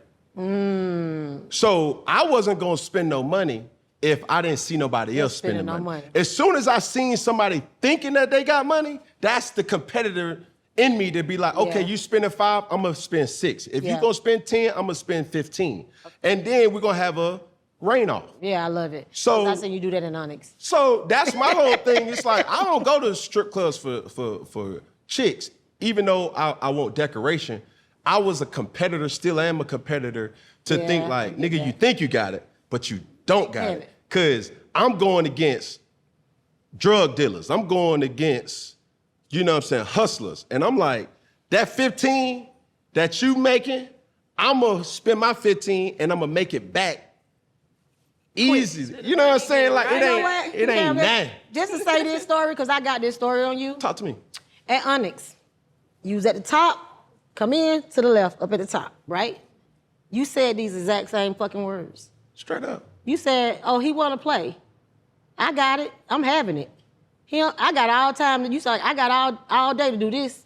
I'm going to make this back tomorrow. I cannot wait till the next time I see you in the strip club. Real shit. Man, I my can't girl wait. know this. My girl know this. It's like it's more of a competitive thing. Like Shout when I out, look at a Jazz. dude and I see him spending money, and it's a bravado there. It's like being from Atlanta. I think that's an ego thing with men. Oh, for sure. It teaches you. Because I've seen men do this. And I'm your height woman. He just got 10 more bands over there. Yeah. That's what I'm good at. For Tell him sure. the truth. You want to know what I'm good at? I will hype a nigga the fuck up. She sure will. I will tell you, oh, he just got 10 over there. Niggas say, oh, OG, go get, tell Go Magic, get- go give me 15. So we're going to play. Got Big to. Bank, take Big Bank. I love it. So that big bank, take little I bank love was it. always my energy going into a club. And it was always like I say, being from Atlanta, you got the sense of bravado. It's like an alpha kind of situation where you walk in. Hell, I'm known to be on stage. There ain't no film out there, but I'm known to be on stage just shitting on the niggas like, nigga, y'all broke ass niggas. You feel like, We seen you beat that him was up. just doing. Slow down. That's the old me. That ain't The new. old you, We seen you do a little the dance. old Cam Look. was a cocky Cam. Look, You slow were cocky. Down. Slow down. I remember my first time ever interacting with you. Ain't cocky, baby. You That was kind of cocky, and I was a cocky bitch too. So Nah, yeah. we were. You Match just made. said. Rightfully so. though. Guess what you said? I fucking like you. I like you. Slow down. Don't tell all my stories, man. Keep it cute. Look. No, this is my dog. Like this family, Cam is family, Love Jazz, they family. So, next person, Tiffany Haddish. Oh, I love Tiffany. She'll be that little quirky little. Yeah, nobody really gonna look They at ain't gonna her. look at her like that because she's silly. They don't like silly women. Uncle Luke. Oh, he gonna get all the He money. gonna get the bread. He gonna be cool with the DJ. So he gonna get all the money. Yeah. He the rapper stripper. Stripper rapper. Amanda Seals. I don't know. Hey girl. Hey Amanda. Jeff Bezos. He gonna get some. He gonna get the bag. Mr. Magic. He's definitely gonna get the bag. That man gonna own the club. He gonna, period. Mr. Magic is, he know how to go get the money. Yeah. And Magic, what nobody knows in the history is Magic don't do promotion. He don't have doesn't like promoters. promotion. He don't like promoters that come to his club. He feel like his name alone sells his club. He don't need no promoters. He don't have promoters. Krishan Rock. Oh, She shit. gonna make money. She gonna make 'Cause money she loud. yeah, the niggas like loud. I know girls. We know girls like Krishan in the club. Yeah, and they like they make money because they loud. They cool with some athletes because they Loud. talk so much. Last but not least, Ruby Rose. She gonna make money because she's She's a young pretty. hoe. That too. She's a pretty girl. She gonna make money because she a young hoe. The young hoes be making good The money. young hoes get paid. Yeah. They might not get For a paid when I time get frame. paid. For a time frame. Yeah, they For a don't time last frame, long. because it doesn't last. It don't last long. Yeah. But at first, it's a little trendy and Yeah. You know how everybody want what the next person got? It's that type of thing. I can hear the comments now responding to Young Ho. I said that, or did you say that? You said that. I didn't say that. I said what I said. But I don't know her. I'm just saying that would be the profile. I just think I don't. That would fit her if I saw her, you know, because I believe that because we're night workers, we can see everything don't see. everything in the dark. We have night vision. So like we can tell if you're gonna spend money, we can tell if you're a hoe, we can tell if You you're in there a looking for her? respectable woman. We can tell as soon as you hit the door, we can sense your profile. It's like we can see in the night light. No, I'm telling you that. No, seriously, because you Yep. know who. Oh, he ain't spending no money. Yeah, you could tell. You could just look. Oh, she ain't here to try to catch her trick. Yep. You can tell the whole story. You can tell everybody. But you could tell the story from a dancer, and you could tell the profile from a customer. Yes. Period. Both sides. Because I'm personally, the same way I make money, I go to support other girls and give back money. Mm-hmm. So I go to clubs and I do what you do. We can go toe for toe. I'll be ready to go with you because I don't did it. You know, me and my I ain't sister- doing that. I'm gonna spend his money. I ain't See, spending that's my money. that's what the bossy Not is. go That's the toe for boss. That's the toe, difference though. between Not me and toe you. for I'm a toe. real boss. Yeah. I don't need a man to step with me and my sister, which you know. Right. We used to go in the club. We used to go to Onyx, and that was when Tuesday night was popping. We used to go to Onyx and get our own section, just be me and her, fly from head to toe. We ordering our own bags. I don't even drink. My sister get her bottle, but we niggas used to be like, damn, them bitches like. Well, I ain't that kind of boss. I'm gonna get some dances, and I might spend about $1,000 of my money. But if it's over $1,000, I gotta have a date, and it gotta be his money. But let me speak about even my situation in strip club. I don't go there to get dances. You go for the entertainment. Yeah, I just it's a thing. Okay, for those who don't know, I never smoke or drink a day of my life. Now, when I mean drink, I mean hard liquor. I drink wine. That's the only alcohol I've ever partook in. I never smoked weed a day of my life. I smoked cigars. I never did any pills. That was not given like that Xanny phase, the ecstasy, the Molly phase. No, I wouldn't. I can't relate, bruh. I can't relate, sis. I can high five you on that. So my whole thing was always. I ain't no pill girl, but I smoke weed, and Yeah. I'm gonna have a drink. Like My thing, when I will go there, it's like I will prefer going to a strip club rather than a regular club because I will always be stuck with the bill. Exactly. And I'm saying to myself, I'm like, if I'm gonna be stuck with a bill, I would prefer a bill coming from an entertainment Entertainer. club rather than a finesse where somebody's trying to pop bottles. Right. I don't drink, so I'm spending $7,000 on Jose Cuervo, Patron, Hypnotic, Hennessy, Douce, and it's like the waiter coming to me talking about what you want to drink, and I'm like, bruh, so what y'all want to drink? Right. I don't smoke hookah, I don't do none of that shit. So it's just the entertainment side. Now, this phase of the interview is labeled story time. How many times have non-stripping women or non-dancers, women came for advice Oh, for y'all? me? Or just whatever? I've had quite a few. I've been friends with a lot of women Yeah, that in this industry, and when they know that you have a certain level of respect and you're not the culprit, the one Right, that's who fucking trying to their date man, dudes, they gonna they build that will relationship. come and talk to you Yeah, like, build that hey, you know, relationship. why you dancing for me? fuck is going on over here? Yeah. And who is this girl that I'm hearing about? Because Yeah. you would hear about certain girls like, damn, you know. But that's the difference between me and Diamond is I even though I knew certain things, I kept it. My job is my job, and I learned that from Magic. What happens here stays here. I don't discuss. If you came in the club and Jazz came to me, and I know your girl, if Jazz came to me and say, hey, what was Cam doing in the inside of the club? I would tell Jazz straight up. I can't tell you that because that was inside the club. That is true. You cannot discuss I can't because you discuss have that. to keep your loyalty amongst the guy. You have to keep your loyalty amongst the person who's paying your bills. Yes, absolutely. Period. So you can never discuss. I'm not gonna never discuss that with their woman. That's but going to be a breach of contract. Absolutely. because at that, what I found in women, and this never been my thing, but I have found this in women because I'm good at anybody I dated. And just say my homegirl told me, just say Diamond told me something my nigga did, right? I will act like I don't fuck with Diamond. Like, I don't fuck with her. Like, but she told me, but I don't want him to know that Diamond the one told me. So I would never tell my source.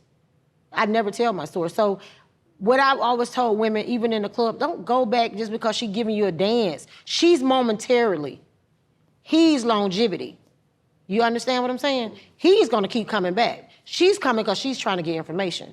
You gotta know you gotta decipher. So basically, you telling me you Adam Schefter. I'll be whoever you want me to be. You Woj. You are, people, I say all that to say, they not giving up their sources, but they Period. got all the tea. Got all the Yeah. tea. I got it all. It's a lot. My vault is major. It's a lot Like, that I you got see. a lot of tea and a lot of things I've seen. I see and don't see. You understand what I'm saying? Because that's where a lot of the respect come from me with a lot of celebrities. Because I don't discuss their business. And even when I took girls, because I used to I have my own company. I used to take girls to do parties, right? If I brought girls to do a party for you, right? When you played in the league, if I brought girls to Tennessee or whatever to do a party for you, those girls had to sign NDAs. Yep. I made them sign NDAs. Yep. And I took their cell phones when the party was When the about party, to you had to start. take I the had phones. I Yep. got their cell phones. Yep. Because I wasn't dancing, so I got their cell phones. That way, that person has that privacy. And that's where the world is like, You guys mentioned about knowing the consumer and also knowing the prey. What type of person spends the most money? Is it the 9-to-5 regular person? hell no. How much you gonna get out of a regular? Oh, Lord. That's the man with the gray sweatpants. You get like $500 for one night, Man, like that's dancing. the nigga with the gray guy- sweatpants that come on Friday. Yeah, you he's know. gonna give you $500 to for that little dance session that he wants you, maybe an hour. He'll just give you $500 out of his pocket, and you'll just be like, all right. Diamond had But those. I have a lot of those, but they'll be consistent. Yeah. And even when that one's not showing up to make it rain, that 9 to 5 is gonna come in and give you that $500 twice a week, and you be like, all right, I'll do this. I'll See, take her this era was a hour. little different than my era. Because when I was there, the 9-to-5 guy was, and to this day, I still have this guy that's a dentist. And he's my friend to this day, like, for real. Like, we talk all the time. He used to come in, he used to spend a lot of money, though. He used to spend money, but he was a dentist. But I had another customer that was a 9-to-5 guy that came with the gray sweatpants.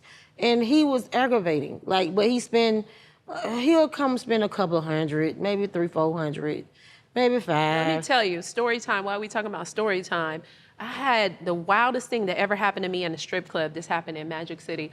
I'm dancing for this guy, and I've never danced for him before, but he has money.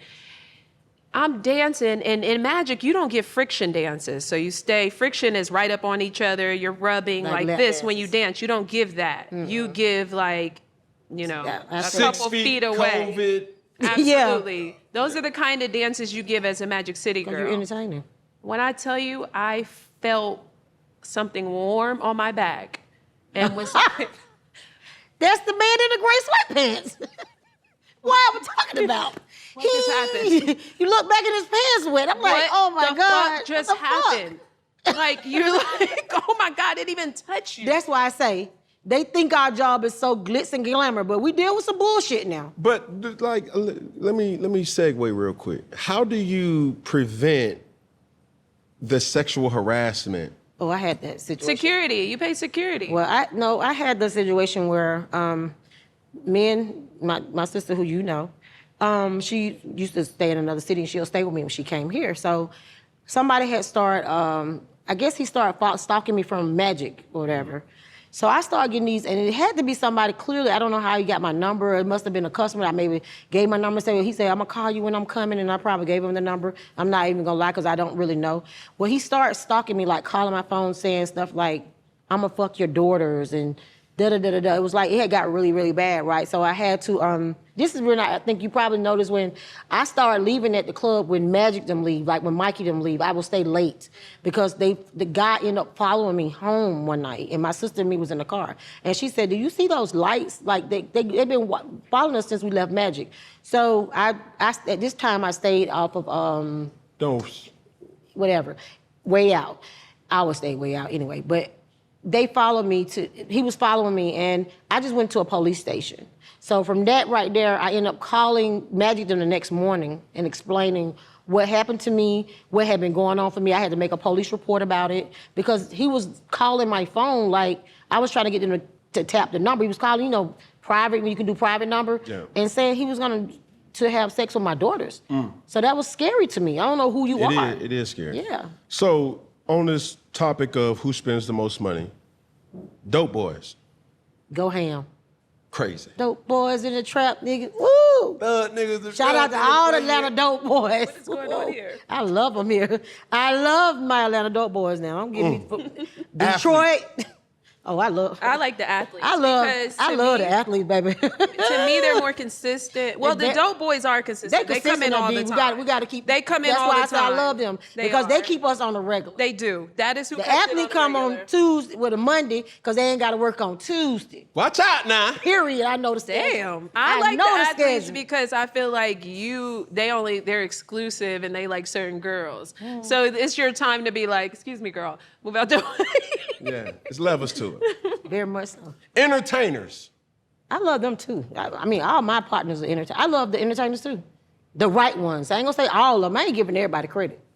They're more low key with their money though. They can have ones and be like this. Mo, Nelly, he ain't low key with it. Mo gonna let you know. No, he was saying music and then who? He said entertainers is considered music. Musicians. But I was thinking of like more like movie Future, stars. all them, they didn't hold back. I was thinking like LA movie stars that we've had. Oh shit.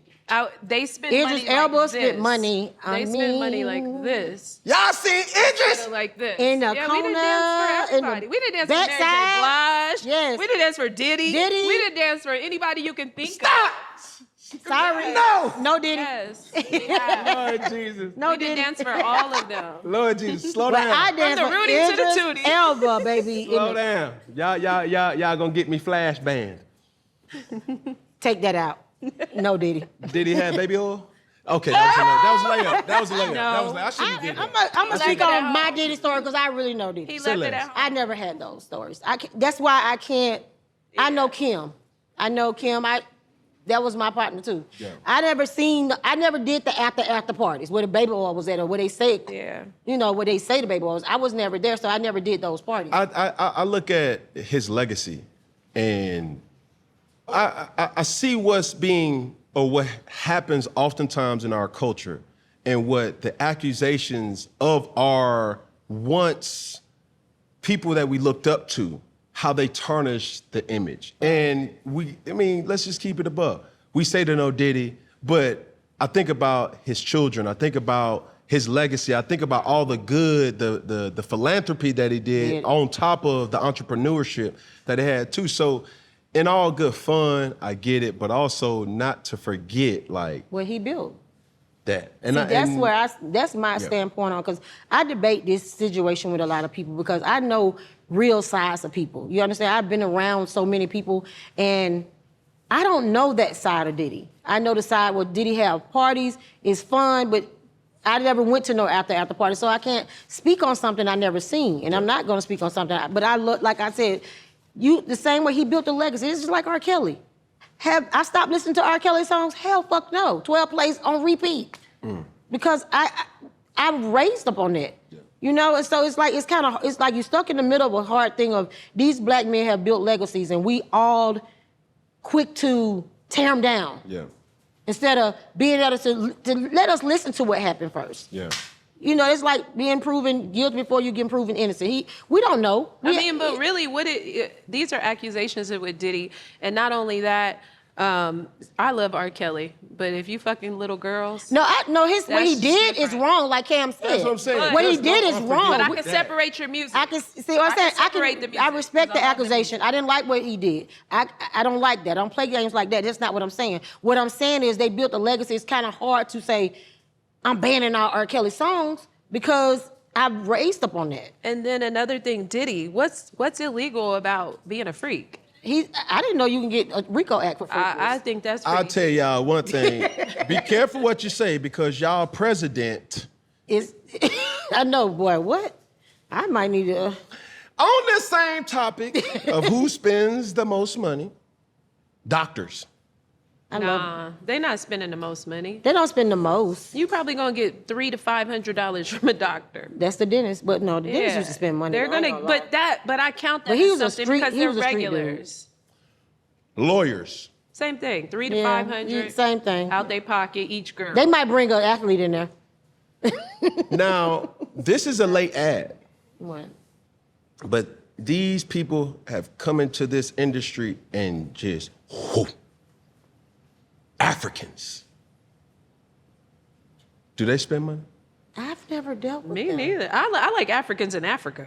I don't know about in the strip club. No, Africans just really this is a new generation of what they're doing. Now, I'm not gonna lie, last time I danced at Platinum 21, I danced they used to come in and spend money, but guess what time that was? COVID. Right after COVID, everybody had money. So PPPs. The PPPs was hitting, baby. I was like, let me walk you over there to the ATM. No, they were hitting. That was I when made a bag. Let me tell you. That's when I discovered what you guys were like, BMF wave. COVID was my BMF wave. Oh my God. That was my BMF wave. I made a bag. I was like, oh, this is what they were doing. I made a bag. Okay. Legs on fire. So feet hurting with a big old bag.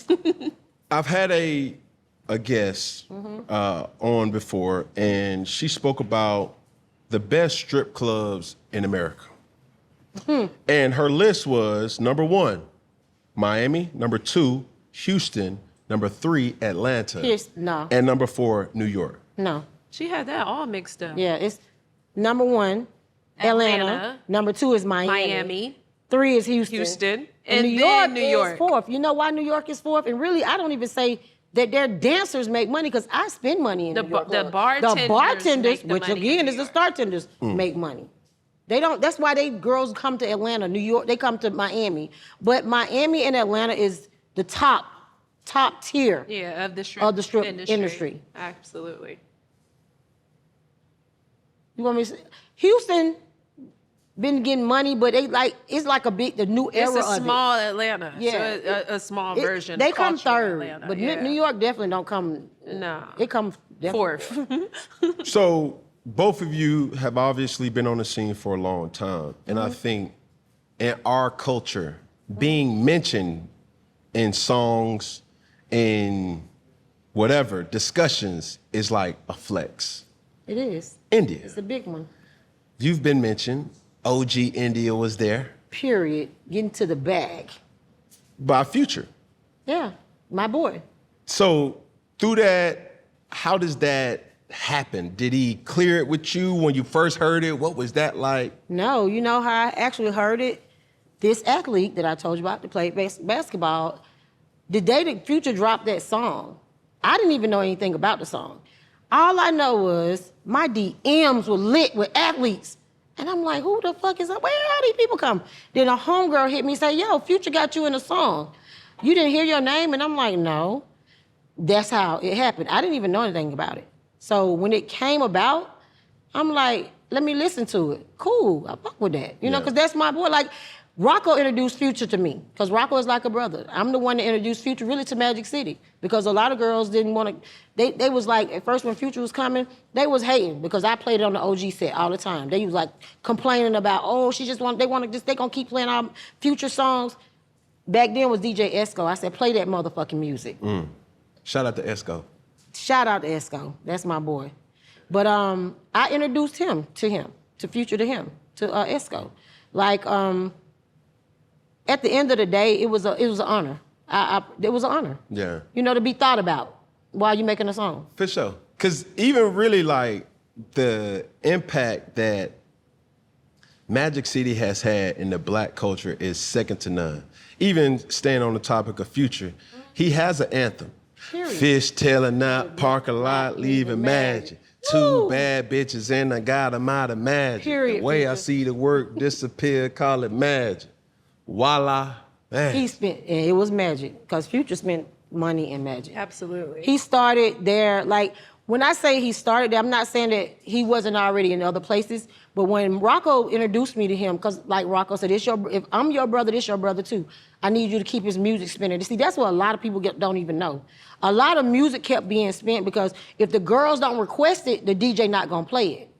Me and Esco, he was new to the game. And Esco loved the OGs, because one thing about me, and he loved me, because one thing about me, if I know us, hey, I'm gonna bring Jeezy up here to introduce you. I'm gonna bring this person to introduce, I'm gonna make sure they know who you are, so they can support you and mess with you too. So at the end of the day, when the girls didn't want Future playing, I was play Future song. They went to Magic and tried to get it banned, like get it stopped. I went downstairs, told Magic, like, yo, he's coming in here spending a lot of money. Yeah. We gotta keep the music going. We got to keep the music going. I've only had 2 songs. I had Baddest with Big Country and Trey Songz, and it was that was a song about me. That was very surprising because I got off work and he played it for me, and I was like, what? You love me this much? Like, you think of me like this? This is crazy. Yeah, that was my and song. it was such a good song. It was. And I was like, wow, I really have a song about me. Hey, man, listen. And Let me show you how. Rico Loves made the song with my name in it too. Spent so many hundreds. Magic City. Then I OG had, India. I had Young Thug came out with the Diamond, and he was like, show a stripper love, Diamond, and like the whole so. But it's like It's to a respect thing. the Big Country song with Trey Songz. And you know you are the baddest. Like that song right there, I was just driving to an event. And you know, me and my girl, we got this real relationship where like it's a battle. And it's a battle of the ox. Mm-hmm. So when we drive in different places, like we enjoy each other's company by, okay, you play a song, I'm gonna play a song. And we was going back to like the 2007s, 2010s, and just going. And the song was prefaced like, oh, I'm about to fuck you up with this one. And then, you know, the dun, dun, dun, dun, dun, dun, dun, dun, dun, dun, dun, dun, dun, man, Big Country King. Oh, come on. Hey. Man, that shit, That was the I'm over there driving a car like, let me touch it, bro. Yes. I'm not gonna lie. That song was hard because Big Country, when that song come on, we on stage. Because of course, me and Diamond. She started saying, "This is my song. This about me." I'm like, I'm this a is about me. love with a stripper teeth, Hey, ain't no, on the I hat. was like, that song I was like, hard. you hoes. That was hard. Got a long way to go. Yeah. Bruh. Diamond was feeling That, herself. right? I was That was like, a you good feel. hoes That was a got good a feel. long way to go. He went hard with that song. I Yeah, love that and song. I wanted it on every the stage. details about me for me. Yeah, he did. He You know described what it to I the T. mean? He Hair described jet it to the black, T. caramel skin, ass that's fat, soft, everything He that he described it said. too. Fuck the pole up. You think you in love with this girl well, you ain't met her yet. All of that was like, Damn. Y'all was a That whole was a little bang. T. It That was. was a banger. But it's Catch like that, too. It's an honor. It's an honor to me. It's an honor. It Like, should feel. even when, just from that Clock song, that. just that song alone, just getting into stuff, Yeah. that's how I was really introduced to Drake. I did a movie for Trouble. And when Trouble called me, he was like, I got this movie I'm doing about my life. You've been requested. Now, mind you, Future and Drake did this song. Drake only knew what Future told him. He had never met me before. So he said, yeah, because, so I'm talking to him and I'm talking to Mike. Well, they like, yeah, because Drake want to meet you. He's a part of the project. Cool. I flew to LA and that's when we started filming in LA. And when he walked in the room, he was like, I finally get to meet you. I heard a lot about you, good things. And the relationship has been cool ever since. Like he ended up, like after that movie, after I got done doing that movie, he flew me to Canada. I'm in the I'm Upset video. Man, look, y'all rock stars. But it's these stories just is the reason why I wanted to have this discussion, because Atlanta impacts the culture as a whole. Oh, it does. Certain things where it's like, man, I'd never go to, bro, you ain't never been to Magic City. You can't. It's a different type of When in experience. Rome, do what Romans do. When in Atlanta, do what Atlantans do, ATLians do. And that's just a part of the thing. And it's like, if you don't know, you don't know. I've seen doctors, lawyers, regulars, dope boys, and it's a world that people see Magic City all the time, and they drive by and they be like, "That's Magic City." Yeah. And then when you go into Magic, you be like, "Bro, I would have thought it was bigger than what it is." But it's so intimate, and he's done a great job with branding and creating an empire. Yes. Call me crazy, but Magic, what he's created is something similar to Hugh Hefner, right? Yeah. And yes, he's made it to a where it's a brand. Magic City is a brand now. Nothing far. I was in high school, and Mr. Magic didn't know me from a can of paint. And my coach was like, "Hey, y'all want to go to a bowling alley, right?" Mm-hmm. So we go to, this is when they had 300. Mm-hmm. So we go to 300, and at that time, Magic had a party. It was like a holiday party. It was something, and it was the most beautiful woman I've ever seen. And they all had this shape, or they had the aesthetic, like, who the fuck is that? But damn, you seen the one that just went to the restaurant? Like, as a kid, seeing like, wow, this Atlanta. So when you hear the stories, when you hear, the insight, you just gotta be there. You just gotta witness it for yourself, because what's happening is something that's accepted here. It's not a degrading field. It's not something that people are like, I would never. But baby, listen, you could never. Period. Like real shit. That part. So, before we kind of get out of here, tell me the things that both of you have been working on and the projects.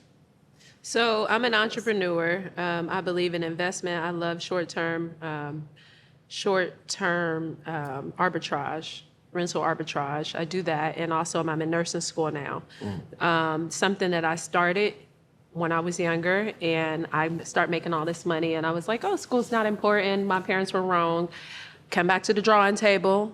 Let's finish out. I had a friend that died of AIDS not long ago. Rest in peace, Willie. He died of AIDS not long ago. He was a great friend and hairdresser of mine. And I remember being next to him bedside during those terminal times. And I remember him having a lot of things he didn't finish in life that he really wanted to finish.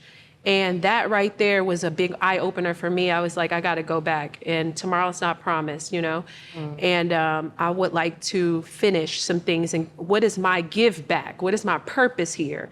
And when I really dug into it, I was like, I want to go into nursing because I like to take care of people, and I feel like that is my give back. That is for my legacy, because I did lead a life of dancing. I did have nieces that looked up to me. One was killed like 2 years ago in a drama relationship with her boyfriend. He shot her. And I remember thinking, what seeds did I plant that could have contributed to that?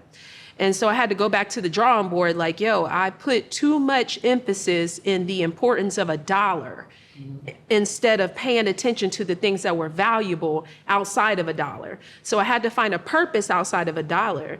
And yes, although I make more money than nurses right now, I'm currently in nursing school, and it has nothing to do with the money. It's all about a give back and my legacy. The projects that I'm currently working on is, I'm doing a podcast myself. It's called OG Headquarters with my sister Tish Jones, Miss Pac-Man. That's a major project that we've been working on for a year now. We have a couple of different things that we're also working up under that brand. I'm writing a book, and my book will soon be out 2025.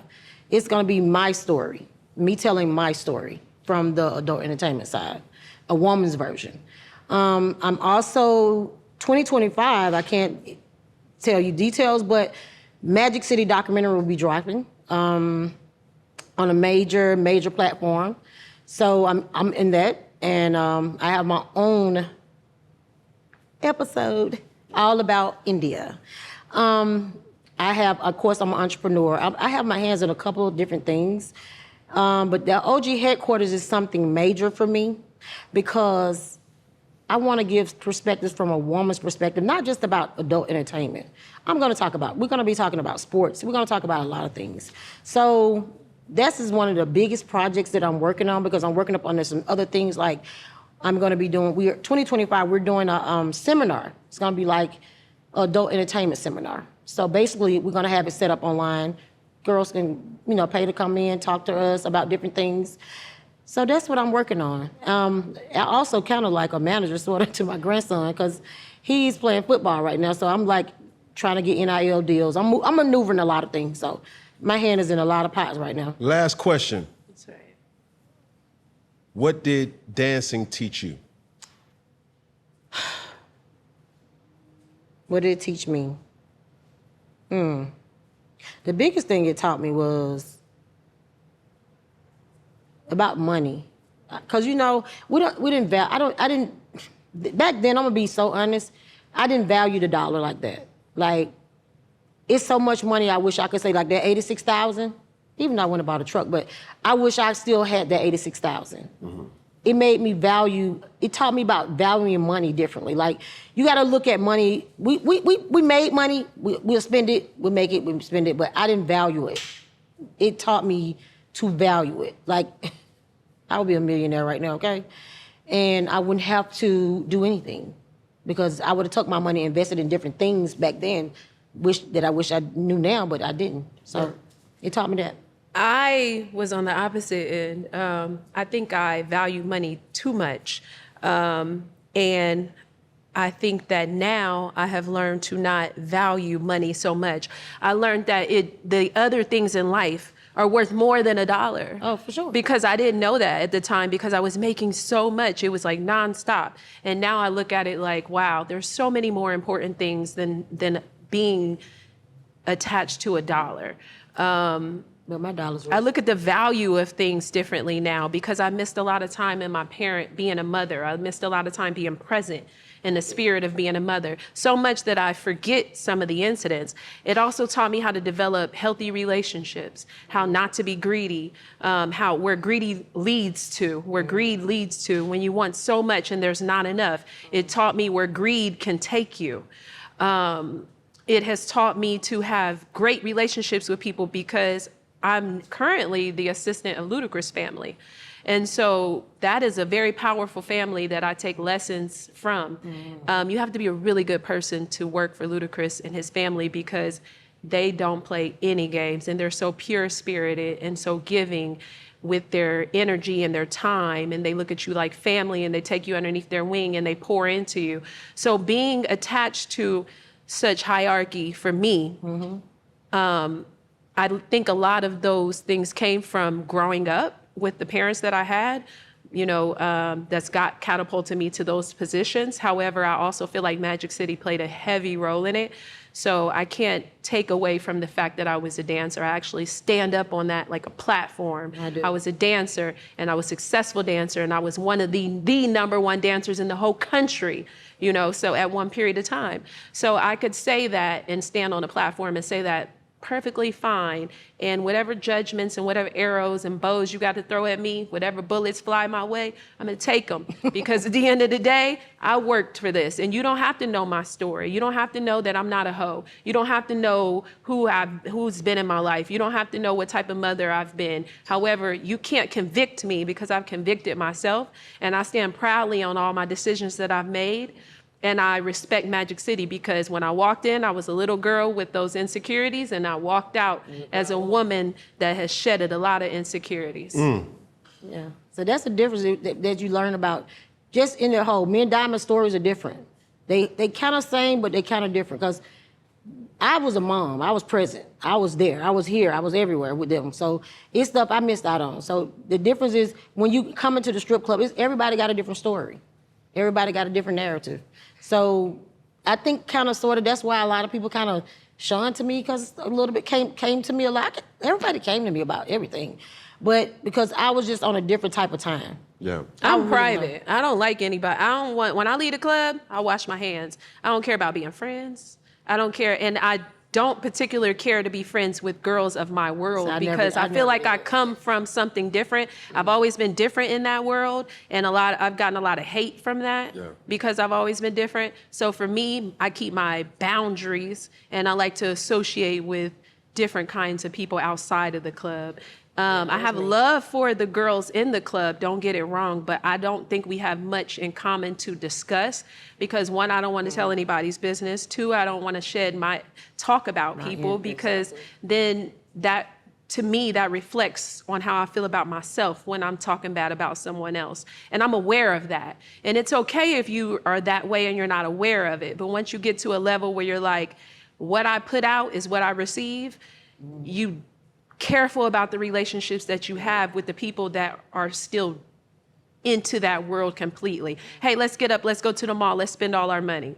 Nah, I'm good. I'd rather keep my little money. She ran with different type of people. I ran with different type of people. I was around different type of people than she was. Because Diamond came in at the end era. I came on the era where everything was private. Yeah. Like, we didn't do all that outside the stuff. Like, if it was something Magic put together and he wanted us to do. But as far as like when I clocked out, it was time to count my bag and hit that door, once I hit that parking lot and got onto whatever that street is, that club was behind me. Like, I didn't discuss that, I didn't talk about it. I'm getting ready for church, or at the time I had another job. I had a daycare center, so I used to be going to that. I had other things going on, and I was a full-time mother. When I say present, I was present. My kids never missed a beat. I was there, but I was paying for things. No. I'm not talking about I was paying for my time, as opposed to like, being right there. I want to go out of town. Let me pay for a babysitter. I'm going to put them in all the name brands because I'm not there presently, So I paid my way through motherhood. But you live in your truth, though. And I'm okay with that, because no one can point. I know what I did. I wasn't given a handbook on being a mother and how to do this, but I decided to step out there and do it on my own and own up to my responsibility of having a kid so young. So I decided, hey, I'm not going to point fingers. I'm not going to think anybody owes me anything. And that's how I grew up. Nobody owes you anything.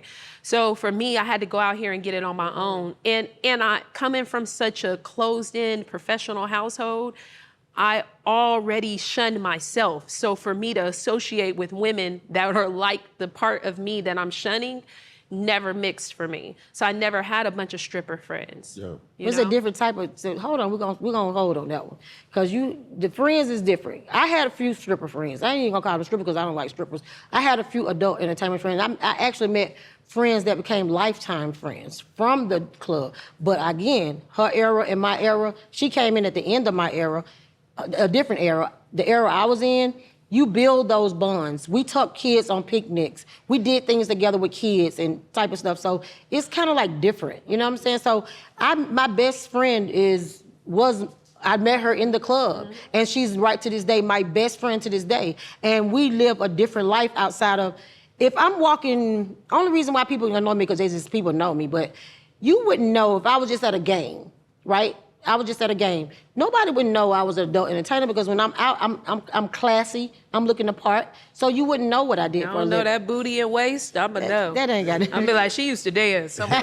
But that's a stigma. That's a stigma. And I'ma give it. That's a stigma. She used to dance somewhere. That's why I cover myself up, because I'm like. But I'm saying, I'm dressed classy. I can't control this ass is fat. Say less.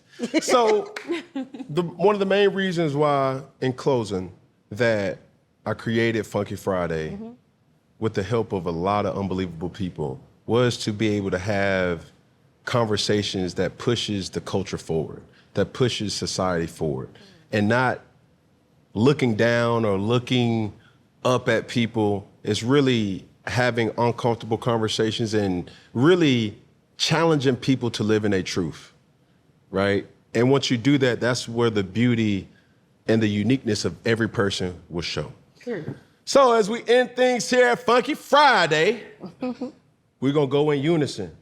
We got all these cameras. One pinky, one thumb. You know, you dig what I'm saying? We're gonna start with this camera, then we're gonna go to this camera right here, and then we're gonna finish with that camera. And when I say all together, we're gonna say one love. When I say all together, we're gonna say one love. When I say all together, we're gonna say what? One love. All right, here we go. One finger, one pinky, one thumb, all together. One love.